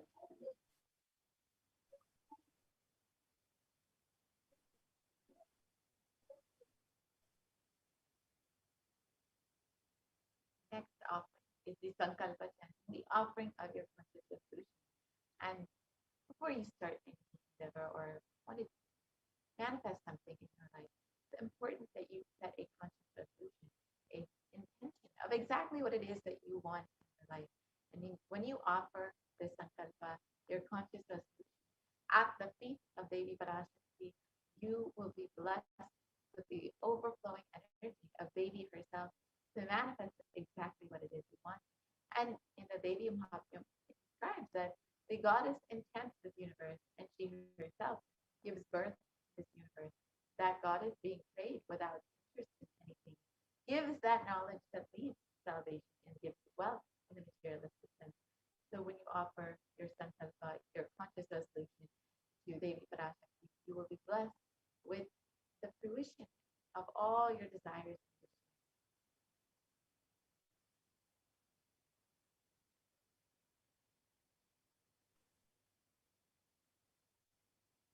And the next offering to Devi Parashakti is the offering of the Sahasranama Swarna Kasva. It's the offering of the pure gold coin inscribed with one of the 1008 sacred names of Devi Parashakti. And Devi is described as Nama Parayana Prita in the Lalita Sahasranama. It means she's one who likes the various repetition of her names. And this offering is a very special and unique archana offered to the Mahameru of Devi Parashakti. So you can offer a gold coin inscribed with one of the 1008 names of Devi Parashakti. You can offer any number of coins as you would like to, and you can offer the coins in 3 different denominations of $75, $151, and $251. And when you make this offering of the Sahasranama Swarnakasu inscribed with the sacred name of Devi Parashakti herself, you receive the blessings of Devi Parashakti to imbibe the Ananta Kalyana Gunas, the divine qualities of Devi Parashakti. So you can make this offering on the website www.kailasamela.com/sevas. Next off is the Mukta Anguti, finger ring with a pearl. And Devi is very well known to be adorned in pearls and fond of pearls. And of course, the pearl represents the ocean of compassion that this verse describes. I bow to the goddess Meenakshi, whose crown has garlands of pearls and the face shining like a full moon, who wears anklets that are studded with gemstones and has small bells, who is shining like the splendor of the lotus, who grants all the wishes, the daughter of the mountain, who was worshipped by goddesses Vani and Rama. I remain ever bowing to the goddess Meenakshi, ocean of compassion.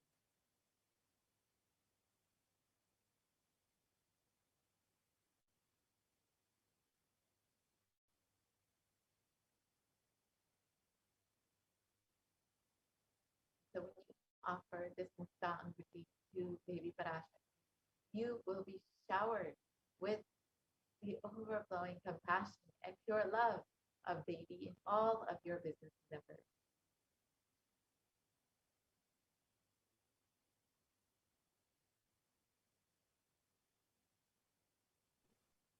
The next offering is the offering of the Swarna Padma Pushpa, the gold lotus. And the lotus is a divine flower, and it is described in various scriptures and rituals in the Hindu tradition. This verse from Kamika Agama describes the one significance of the gold lotus. It says, Ashtavidyeshwaropeta Kumbhavarana Samyutam Sarve Sasutra Vastradya Hema Pankajabhushitaha Sapidhanascha Pakwa Bilva Palaprabha Snapanadhyaya Samsiddha Pramanena Samanvitaha. It says all the kalashas should be wound around with suitable thread and covered with new cloth. They should be adorned with the lotus flower made of gold. And there are hundreds of scriptural references in the Hindu scriptures for using the lotus in the worship of Paramashiva. Almost everything in the worship of the ultimate involves the consecration of deities of worship, or meditating on the mudras or asanas used during worship involves the lotus flower, the lotus leaf, the lotus pericarp, the lotus petals. The lotus is the divine flower in the Hindu tradition. The Shakti of Paramashiva is also called the lotus.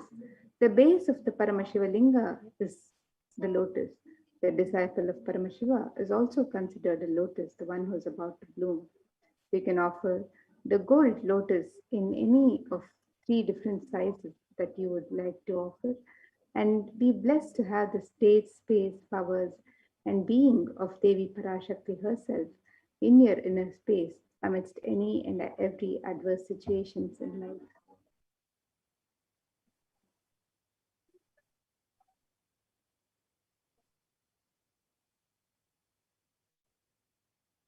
Next offering is the Swarnamati, the gold ring. And in this verse, it describes the power of Devi's very toenail. You whose brightness from the toenail destroys the darkness of ignorance from the minds of your devotees who prostrate at your feet. You whose brightness from your 2 feet overpower that of the lotus flower.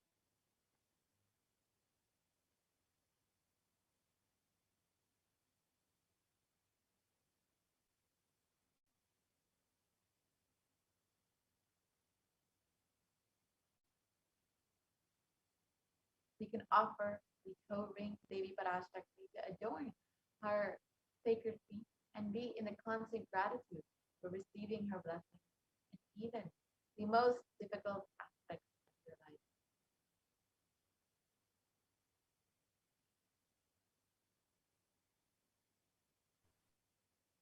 And the next offering to Devi Parashakti is the Swarna Mang Tika, the offering of the gold hairline jewelry. Devi is described as Sudhasharabhi Vashini, she who makes the nectar flow in all our nerves from the Sahasrara, she who gives the very pleasant experience of the ultimate. The Mangtika, the hairline jewelry, represents the overflowing nectar from the Sahasrara, which is fully opened with the sacred scent. And you can offer the Swarna Mangtika, the gold hairline jewelry, to Devi Parashakti and receive the blessings of achieving the blissful state of overflowing gratitude and the space of complete completion. So you can make this offering on the website www.kailasamailer.com/sevas.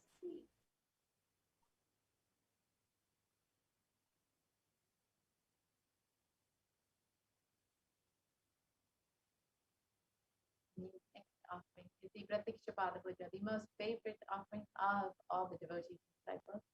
And you get to offer this Pratiksha, the divine lotus feet of Swamiji himself, who is manifesting Devi Parashakti just for you. And it is described in the Saundarya Lahari that uh, the toenails have been sharpened by constantly being touched by the crowns of celestial beings who always prostrate before Devi.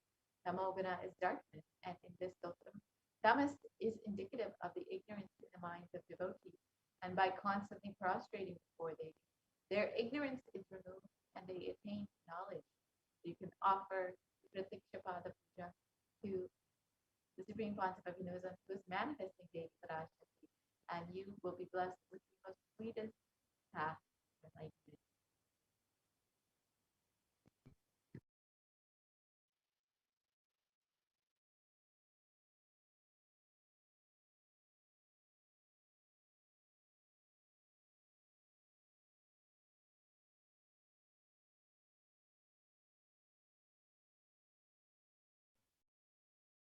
And the next offering, Devi Parashakti, is the Vastra Seva, the offering of the sacred cloth. And this offering can be made to Devi Parashakti as a deep prayer to request her protection during all adverse situations in life. The Vastra Seva is traditionally offered as a gratitude for the protection that the divine offers us at all times. So you can make this offering and be blessed with all the auspiciousness and blessings of Devi Parashakti and of the Supreme Pontiff of Hinduism, Jagadguru Mahasannidhanam, His Divine Holiness, Bhagwan Sri Nithyananda Paramashivam. This offering can also be made on the website www.kailasamailer.com/sevas.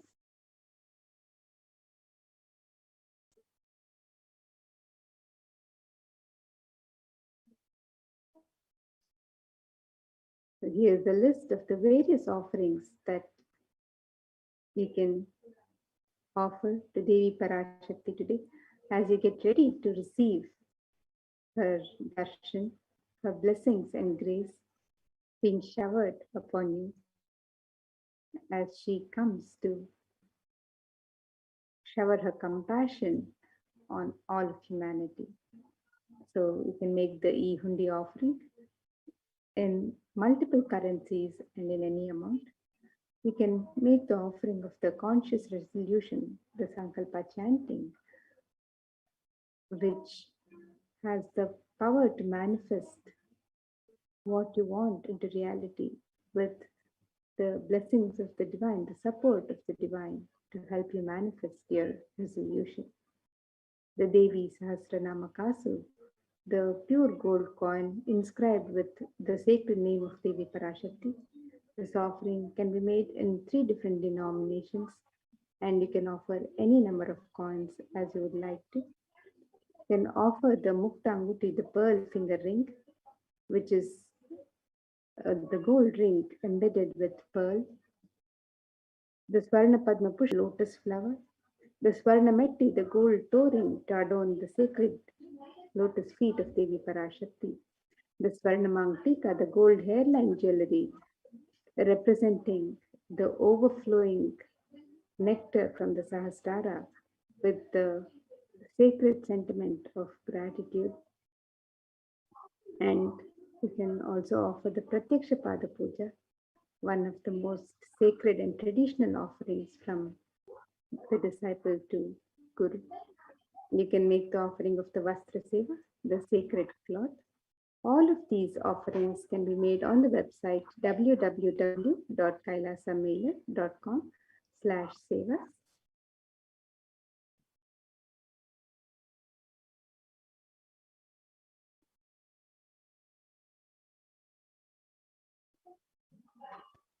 So here is the website www.kailasamailer.com/sevas, and you can make all of the offerings on the website here, where you can make an intention to offer on step 1. If you are ready to make the offerings, you can click on the links on step 2, where you can make your offering for the e-hundi or the offerings of jewelry and sevas. The e-hundi offering can be made in multiple currencies, including the US dollar, the Australian dollar, the New Zealand dollar, the Canadian dollar, the euro, the Indian rupees, the Singaporean dollar, the Malaysian ringgit, the Great Britain pound, and the Chinese yen. And you can make the offering in any amount of your choice. And you can also make the offering of the jewelry to adorn Devi Parashakti or the sevas on this website, where you have the Devi Sahasranama Kasu, the Mukta Anguti, the Swarna Padma Pushpa, the Swarna Metti, the Swarna Mangtika, the Pratyaksha Pada Puja, the Vastra Seva, the Conscious Resolution, and various other offerings that you can offer to Devi Parashakti on this website. So you can make a note of the website www.kailasamailer.com/sevas, and when you've made your offerings, you can also fill in the details of the Sankalpa on step 3, which is the prayer request with your name and the names of your family members. And every devotee is blessed with them during the pujas and archanas offered to Devi Parashakti. When you fill out some Sankalpa details, your names are read during the archanas and pujas to Devi Parashakti, and your Sankalpa is offered to Devi Parashakti.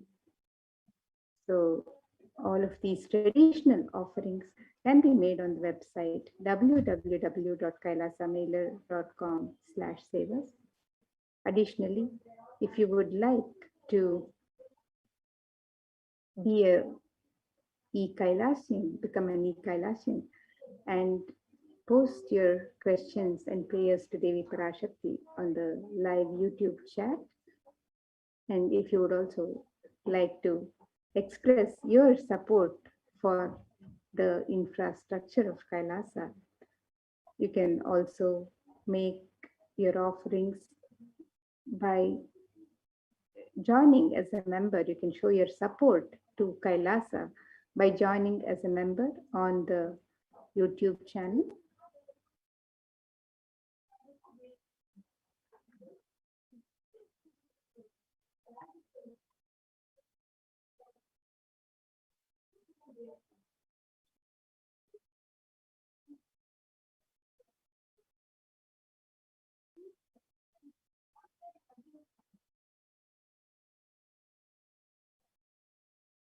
So you can see this website, the YouTube channel, Kailasa's HDH Nithyananda YouTube channel, the official channel of Kailasa. And you can join member on this channel by clicking on the join button. You can also subscribe to the channel and receive notification of all the live events that happen every day. And as you get ready to receive Devi Parashakti, Devi's Dash YouTube channel and the Akashic readings, you can post your prayers and blessing requests and any messages of gratitude, just anything that you would like to express to Devi Parashakti. You can post your messages on the live YouTube chat as a member. So you can join the YouTube channel as a member today and become an e-Kailasian. So with that, now we'll be moving to the next segment of this program, where we'll be learning more about the various facilities being made available for the well-being of all of humanity, the guidance of Devi Parashakti and the Supreme Pontiff of Hinduism through the various de facto spiritual embassies of Kailasa. So as we get ready for the next segment and prepare to receive Devi Parashakti for her darshan, we can get ready to receive her with all of these traditional gifts and offerings where we express our personal love, devotion, gratitude, our sacred sentiments, and get ready to receive the darshan of Devi Parashakti. It is your personal conversation with her as you prepare the traditional gifts, the traditional naivedyam, the traditional offerings, as Swamiji has described in receiving Parashakti the traditional way, even with the Guru Dakshina, with the Dakshina and the Tambulam, just the offering of the traditional Tambulam and Dakshina, the offering of any traditional gifts, all of these are our personal conversation with the divine, with Devi Parashakti, as we get ready to welcome her, to receive her, and open ourselves up to receive her grace and blessings being showered upon us every day. So with this, let us get ready to receive her darshan, and we'll move into the further segments of the program and prepare to receive Devi Parashakti.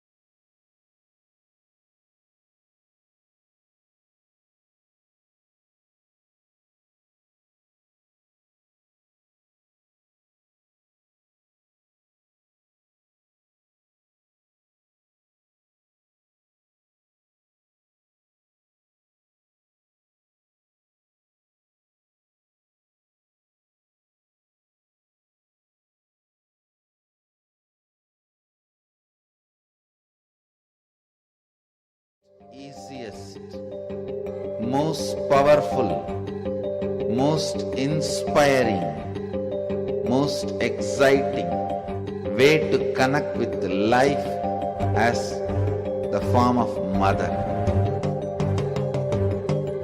Navaratri is the time to connect with Cosmos as mother. Celebrate Cosmic Mother. This 9 days we worship Mother, worshipping Divine Feminine. Yadumaginindrai Kali, Om Kali, Om Shakti, Om Kali, Om Shakti, Om Shakti, Om Shakti, Om Shakti.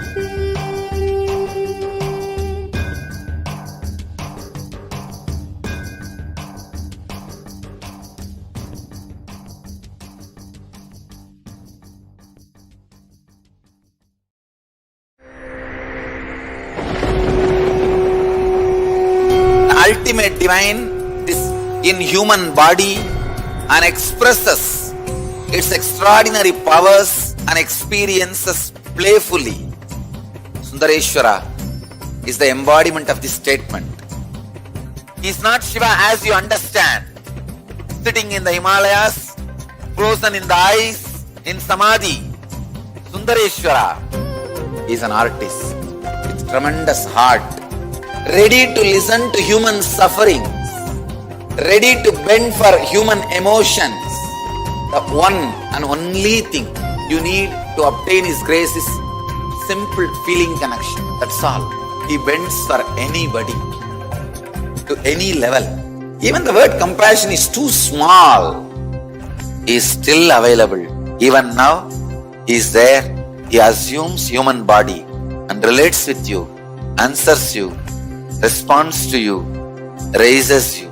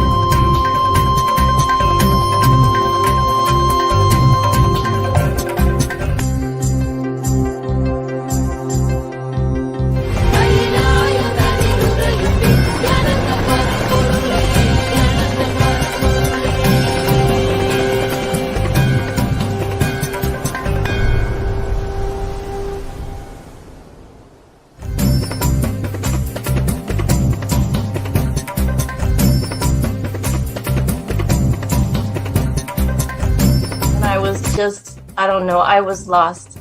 And then he was done speaking, and just tears just started pouring out of my face. I'm just like, ugh, I don't know what just happened. It was just like unbelievable, just unbelievable. I was just, I'm shaking now just remembering it. I don't know what shifts inside you. It's just, I literally felt the strong initiation happening at that time when Swamiji blessed. I don't know, it just puts you in some different world altogether, and suddenly everything seems possible. Everything seems, like that impossibilities in that 1 second, fraction of a second, that impossibility drops from you. And you just, everything seems possible, that you get into that space of possibility. And I think, that is the greatest, dropping the impossibilities is really, and something changes in you, something shifts in you. You can physically feel the change. And the energy that is generated, it really, it's phenomenal.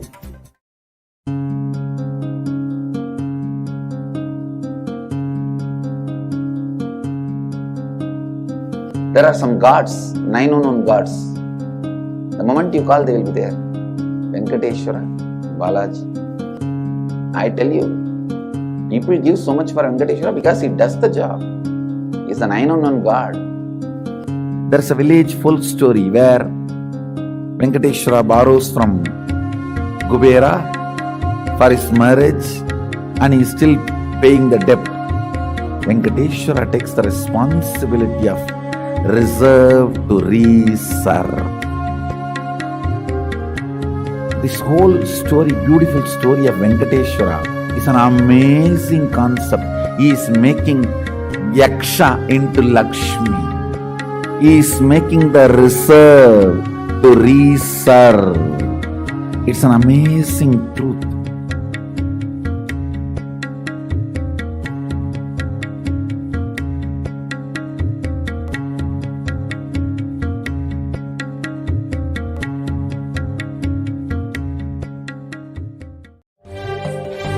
காளியின் ஆட்டத்தை ஆனந்தத்தை ஆனந்தத்தொடு ஆடிய ஆட்டத்தை கண்டோர் உயிருக்குளெல்லாம் இறங்கி குண்டலினிவில் உயிர்ப்பிக்கச் செய்து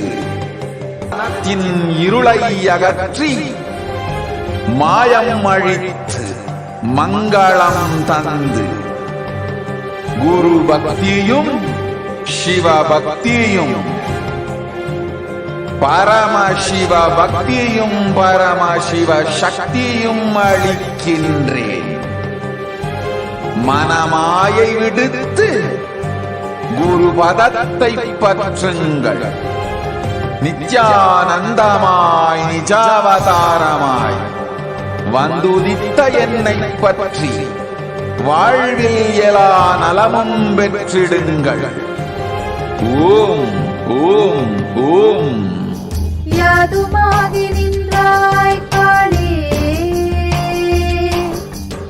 ஓம் காளி ஓம் சக்தி, ஓம் காளி ஓம் சக்தி, ஓம் சக்தி ஓம் சக்தி ஓம் சக்தி.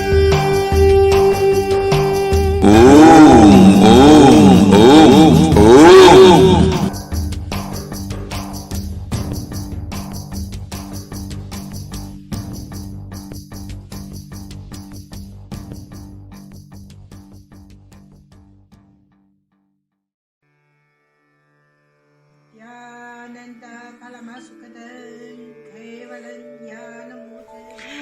Here is the Australia Kailasa. How can I be so lucky and have a happy life in Kailasa? It's a long story. My name is Li Qi. My guru is His Divine Holiness Bhagwan Nithyananda Paramashivam. Since I was very little, I already wonder what life for. I really want to know the result, the reason. A long time ago, I think if I earn enough money, I will be very happy person, and then life is for happy. I tried to earn money, and then I really rich, but money didn't give me happy.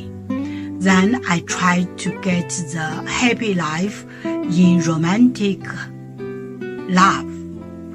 Then the really romantic love take me go lots of place. Too many stories during this time.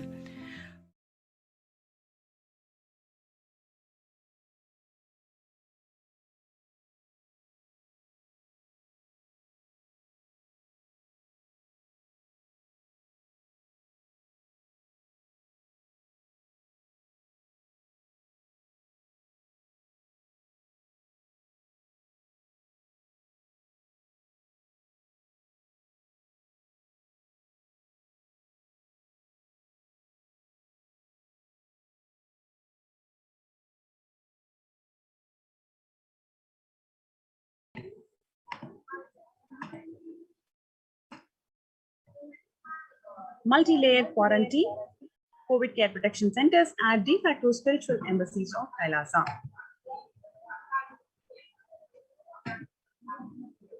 Today, people around the world are trying to grapple with the grim reality that the pandemic is far from over. The aftermath of the current calamities promises to be much more devastating.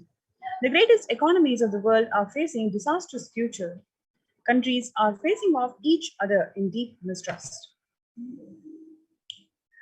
The World Health Organization makes big statement about Delta variant of COVID-19, and they say that less than 1% of Alpha, Beta, and Gamma variants are currently circulating. It is really predominantly the Delta variant around the world which is causing the havoc. The COVID pandemic has now killed more Americans than 1918-19 influenza pandemic could do it. For example, in 1918-19 influenza flu infected about 25% of Americans and killed an estimate of 0.65% of them, coming to 675,000 deaths. The COVID-19 has infected more than 12% of Americans and killed about 0.2% of them with 676,000 deaths. Now, the US death toll from COVID-19 has surpassed 676,000 people. The coronavirus pandemic has killed more Americans than what the influenza flu could do.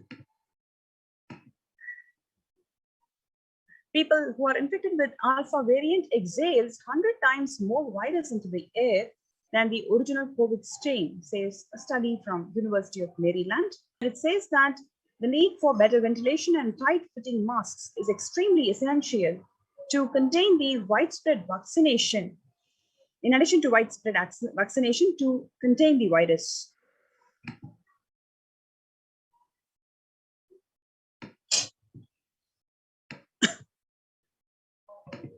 In fact, the 6 feet distance may not be essentially enough to prevent viral transmission, study indoors. COVID-19 Delta variant still most concerning, say WHO expert. I think the Delta variant for me is the one that's most concerning because of the increased transmissibility.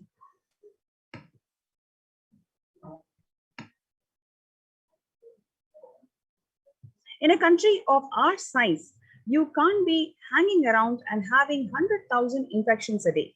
You have to get well before 10,000 you start feeling comfortable. Right now, we are still in the pandemic mode because we have about 160,000 new infections a day. This is from the Chief Medical Advisor of the United States, and he says that that's not even modestly a good control. The US has reported 40 million cases of COVID-19 since the outbreak of the virus, with over 4 million infections adding up in the past few weeks. Here you can also clearly see the COVID-19 has made the world less peaceful, whether it is in terms of ongoing conflict or the safety and security. The younger adults are more likely to report the symptoms of anxiety and disorder, the depressive disorder, during the COVID-19 pandemic. Especially the ages from 18 to 24, they have experienced, about 56% of them have experienced anxiousness and depressive disorders. If you compare the average share of adults reporting the symptoms of anxiety disorder or a depressive disorder between the years 2019 and 2021, which is before the onset of COVID and after the onset of COVID, you can clearly see there is a threefold increase in the percentage. So in 2019, it is only 11% average share of the adults reported the anxiety disorder, whereas in 2021, it's about 41.1%.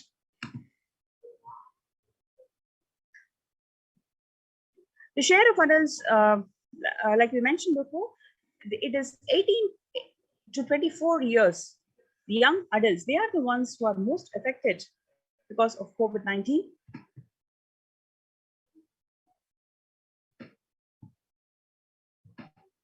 Nearly 8 in 10 people say that the coronavirus pandemic is a significant source of stress in life. Nearly 7 in 10 people say that they have experienced increased stress over the course of the pandemic. More than 60,000 US healthcare workers have contracted COVID-19 and 300 of them have died. An estimated 300 to 400 physicians die by suicide every year. Of the health workers who treated patients during China's COVID-19 outbreak, 50% showed signs of depression and 45% of them showed signs of anxiety.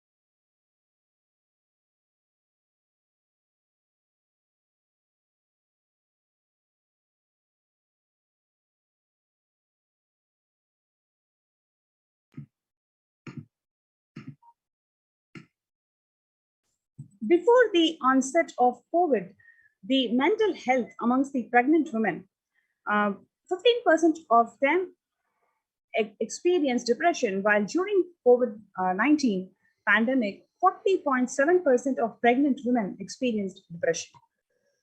Similarly, 29% of them experienced anxiousness before COVID-19, and during the pandemic, it is 72% of the pregnant women are experiencing anxiousness. 8 in 10 students are struggling with focus on school or work and avoiding distractions. 55% of all these students do not know where to go for help, especially in terms of getting help for their mental health. Nearly 70% of women who have experienced these symptoms are concerned about their career growth may be limited as a result of this ongoing pandemic. The pandemic is also expected to plunge most countries into recession in 2020, with a per capita income contracting in the largest fraction of countries globally since 1870.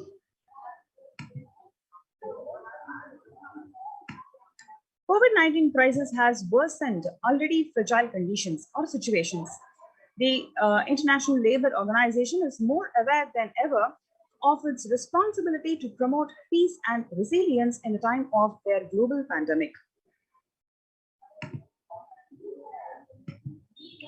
A little over 25% of healthcare workers were infected with coronavirus despite getting fully vaccinated.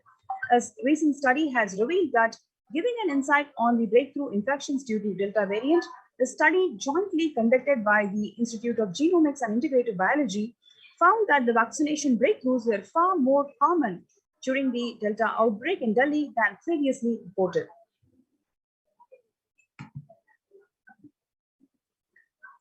A new coronavirus strain known as Mu, which was first identified in Colombia in January, has been designated a variant of interest by the World Health Organization. It is very important to address the COVID pandemic, which is seeing another wave destroying more number of lives. The Supreme Pontiff of Hinduism says the pandemic fatigue setting in as a result of continuous lockdown, resulting in delusional ignorance. Holding on to delusions and supporting the space of delusional decisions lead to delusional arrogance, which is Prabhava Sankalpa. Continuous lockdown leads to delusional thoughts like, so if I die, it's okay. I can't live forever in this lockdown. Going out then and exposing oneself and putting the risk on yourself and others with irresponsibility and insensitivity is the delusional arrogance, which is Prabhava Sankalpa. The global COVID virus pandemic has left the whole world desperately looking for answers. Life as it had been experienced even back in February 2020 is no longer recognizable. Drastic change is the order of the day, with people having to redefine their world with new paradigms of economy, society, faith, religion, and health. Blessed are those who have the greatest fortune to be the incarnation of Paramashiva, the Supreme Pontiff of Hinduism, in their lives to carry them through this crisis. So you have this wonderful opportunity to join our COVID care protection centers in the de facto spiritual embassies of Kailasa, which is Adi Kailasa Nithyananda Savanga Peecham.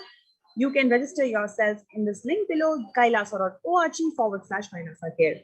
KAILASA.org/KAILASACARE. So let's take a few minutes to register yourselves in the link shown in the slide.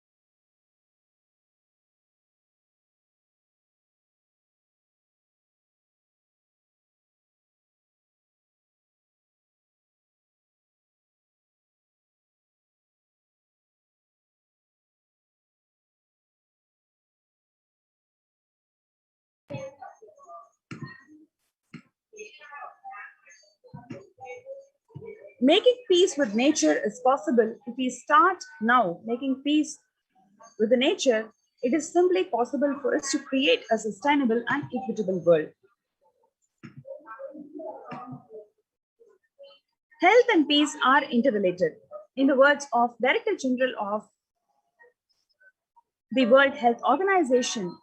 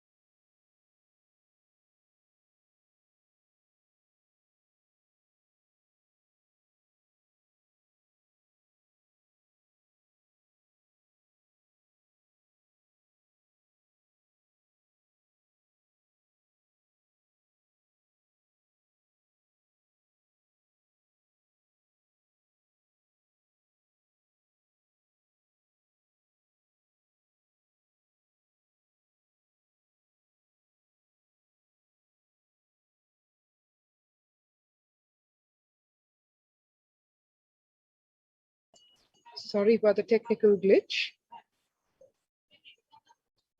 Making peace with nature is possible if we start now making peace with nature right now.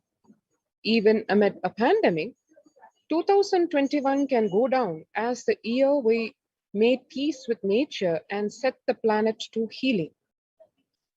Our environmental, social, economic challenges are interlinked. They must be tackled together.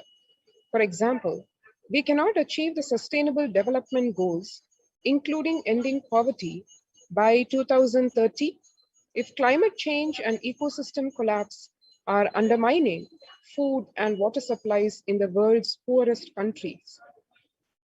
We have no choice but to transform our economies and societies by valuing nature and putting its health at the heart of all our decisions. Let's see a short video explaining what it means to have peace with nature.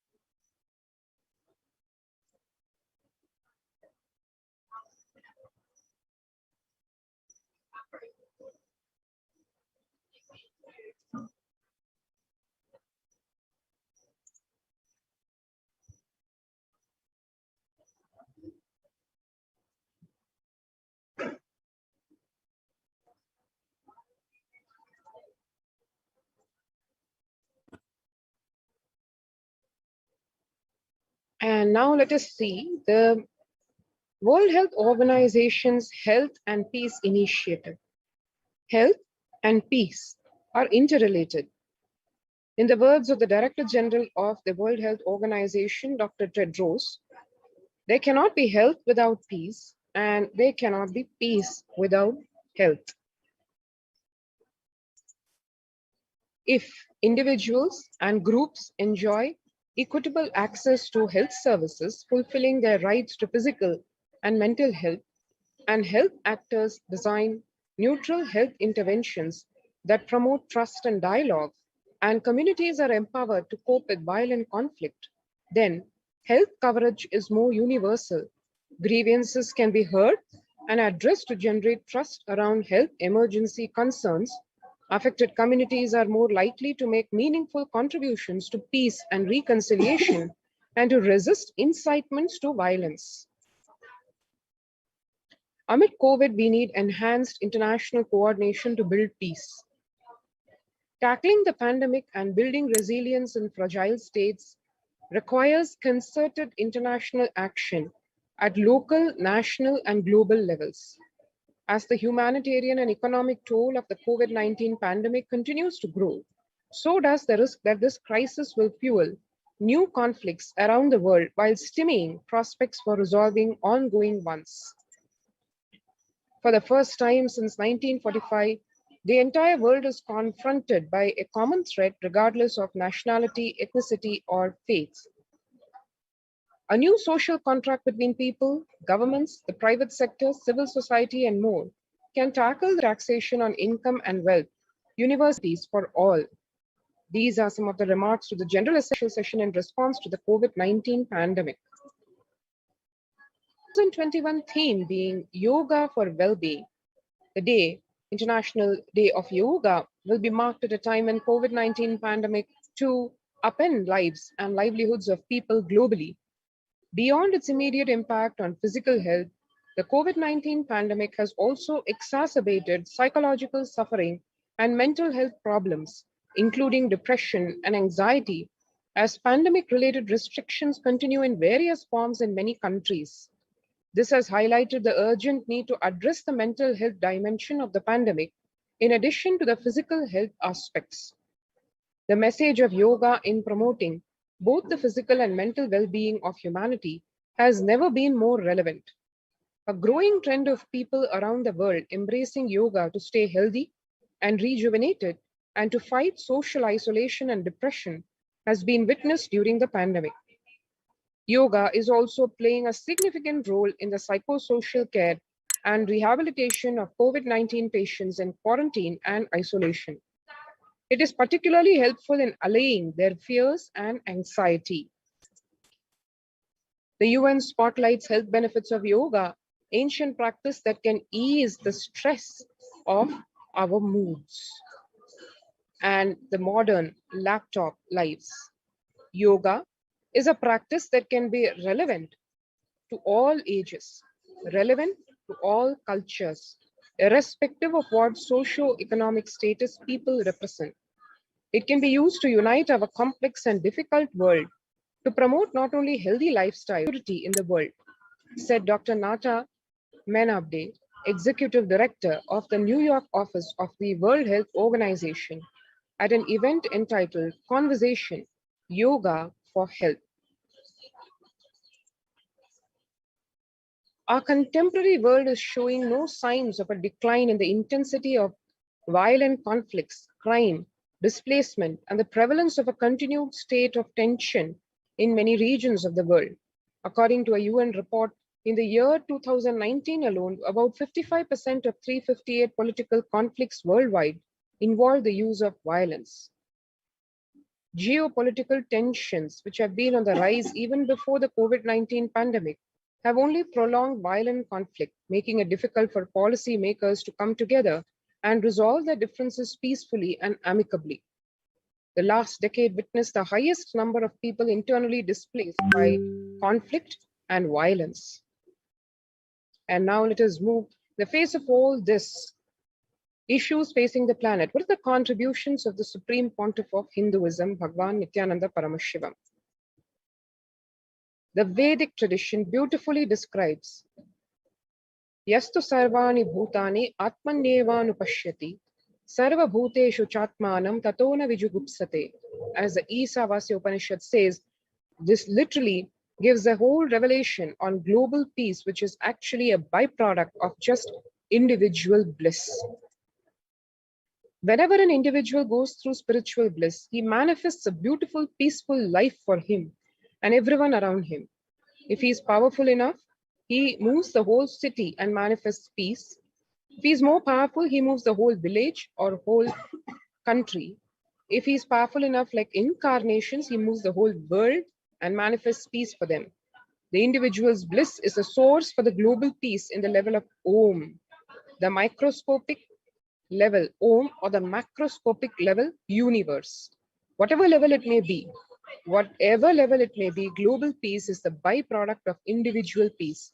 This is a revelation of the Supreme Pontiff of Hinduism, Bhagwan Nithyananda Paramashivam, on the genesis of world peace. Global peace being a byproduct of individual bliss. How? Let us watch and listen to the Supreme Pontiff of Hinduism revealing the secret of global peace.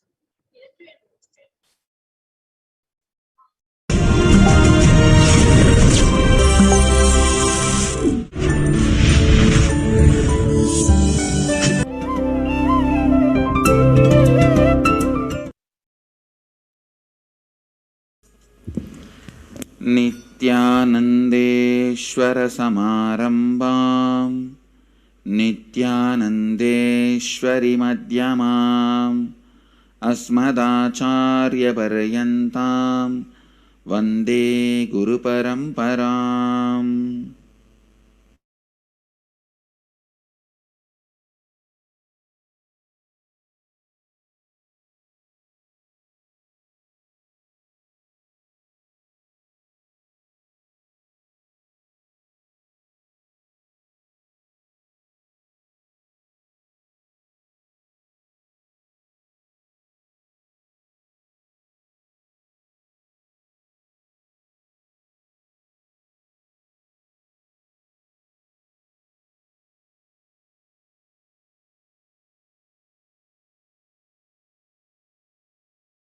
Every one of you with my love and respects. The cities sitting with us in two-way video conferencing: Phoenix, Kanchipuram; Glendale, Arizona; New York, Varanasi; Washington, D.C., Sripuram; Ravensburg, Germany; Wilmington, North Carolina; Indrani, New Jersey; Seattle, Chidambaram; and Tiruvanmiyur, Chennai; Nithyananda Dhyanapidam, Hosur; San Jose, Madurai; Port Washington, New York; Singapore, Bangalore; Toronto, Kailashi. I welcome all of you with my love and respects.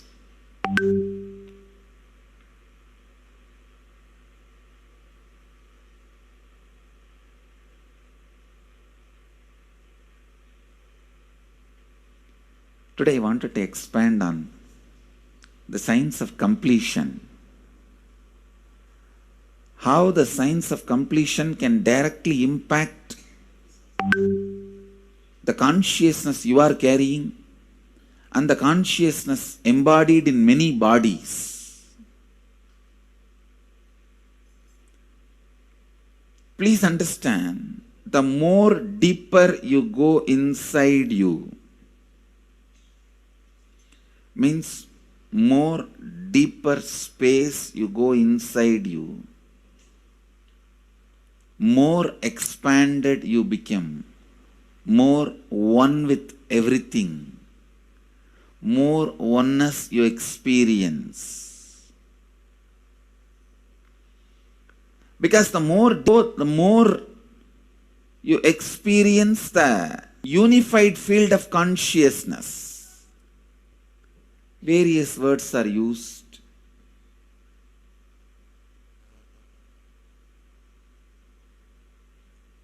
Some of the Hindu traditions uses the word Atma, Brahman. Some of the Hindu traditions use the word Nirvana. Whatever word you may use, Atman, Brahman, Nirvana, unified field of consciousness, whatever. But one thing I want to tell you, the deeper and deeper you go in your inner space, you experience the vast oneness. The more superficial you are, the more incompletions you carry with others, even with yourself. The more superficial you become, even your own right hand and left hand fights with each other. Different parts of you fights with you. Different thoughts of you fights with you. Even you fight with you, the more superficial you go, the more deeper you start traveling. First, you get integrated. The you fighting with you stops. Then, the people around you get integrated. They fighting with you stops. Completion with yourself, then completion with others, then comes completion with other things, not just living beings, even with inanimate beings. The completion starts happening. Even with a nature, completion starts happening. Please understand, the more deeper you travel, the more deeper you go, the more deeper you settle down, the more deeper you start living. Your cognition expands. Your cognition includes.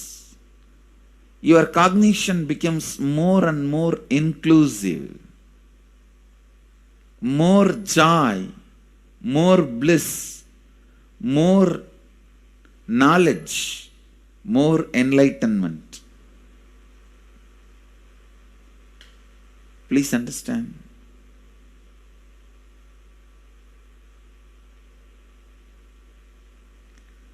The more and more completion happens in you, you will see everyone around you feels complete with you. That is why I am saying, whether they have body or they are disembodied, in the deepest corners of your being, deepermost layers of your being, deepest parts of your being, you experience such powerful awareness, such joy.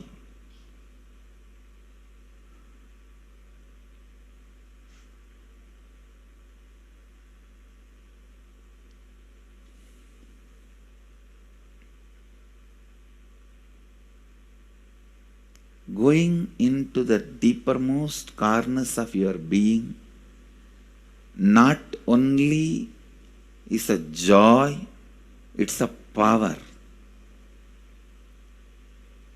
Because suddenly you will see everybody around you, everything around you listens to you. It really becomes a vibrant power where the tendency to exploit is not there. Listen, that's a very important thing. Power without the tendency to exploit. Because as long as you feel the other person is separate from you, when you get the power, it will always be used for exploiting. Because the other person is separate from you, then naturally what you will feel? Let me suck all the possible energy, intelligence, time, talent, treasure. But when you feel the other person is your own extension, you will see, you will be showering so much, enriching so much. The power you have will not be exploiting, it will be enriching.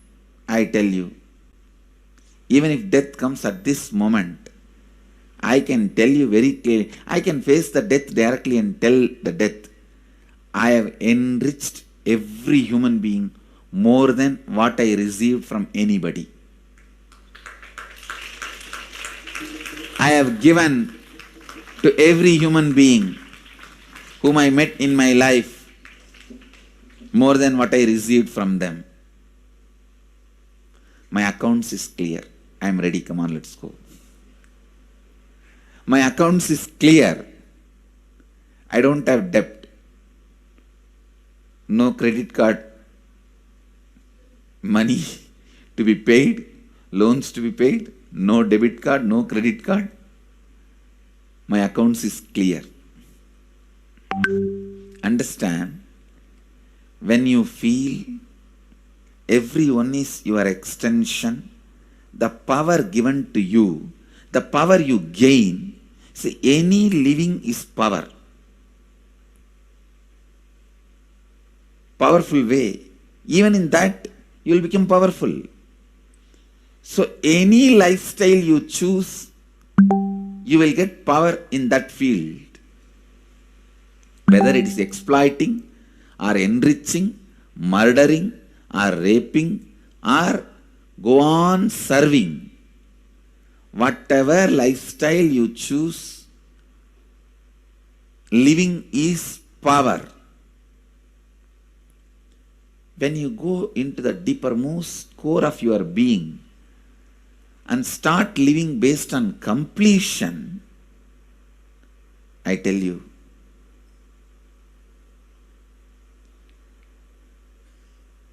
the first power you will experience is everything around you listens to you.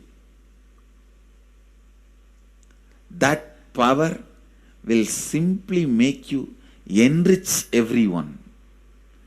The best power you can have through living is power of enriching. Whatever you do, as I said, whether you live the life of enriching or exploiting, you will become powerful. I tell you, the power of exploiting brings more and more conflict within and without. And those conflicts naturally bring suffering. And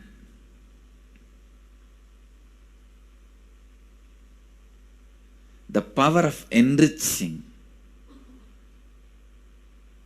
brings more and more completion in you and in others. This full month, Nithyananda Sangha all over the world. The other day I was seeing, we have officially presence in more than 50 countries. As devotees, group of devotees, we have presence in 100 countries. All over the world, we are going to celebrate this whole month for Global Peace Month. Impacting global peace. All of us this whole month will live completion and do samskara dahana kriya. Means burning the patterns which separates us from others. Burning the patterns which are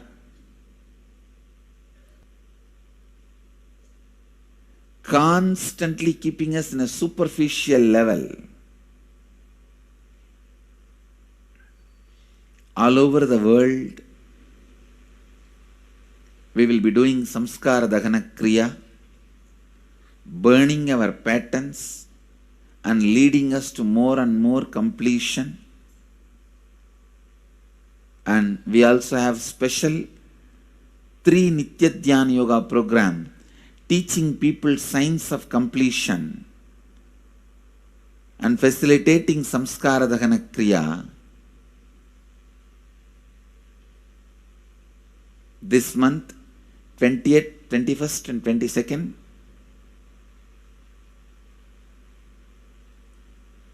this whole month, all over the world, all our temples, ashrams, centers, yoga centers, schools, colleges, universities should do samskara dahana kriya, should do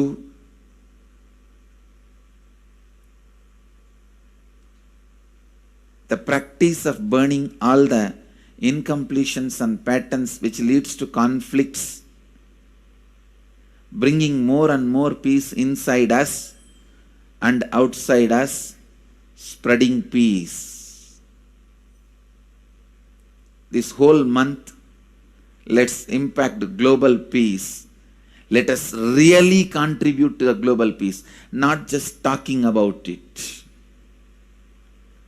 Let's do it. Let's do it. Not just talking about it. Let's do it.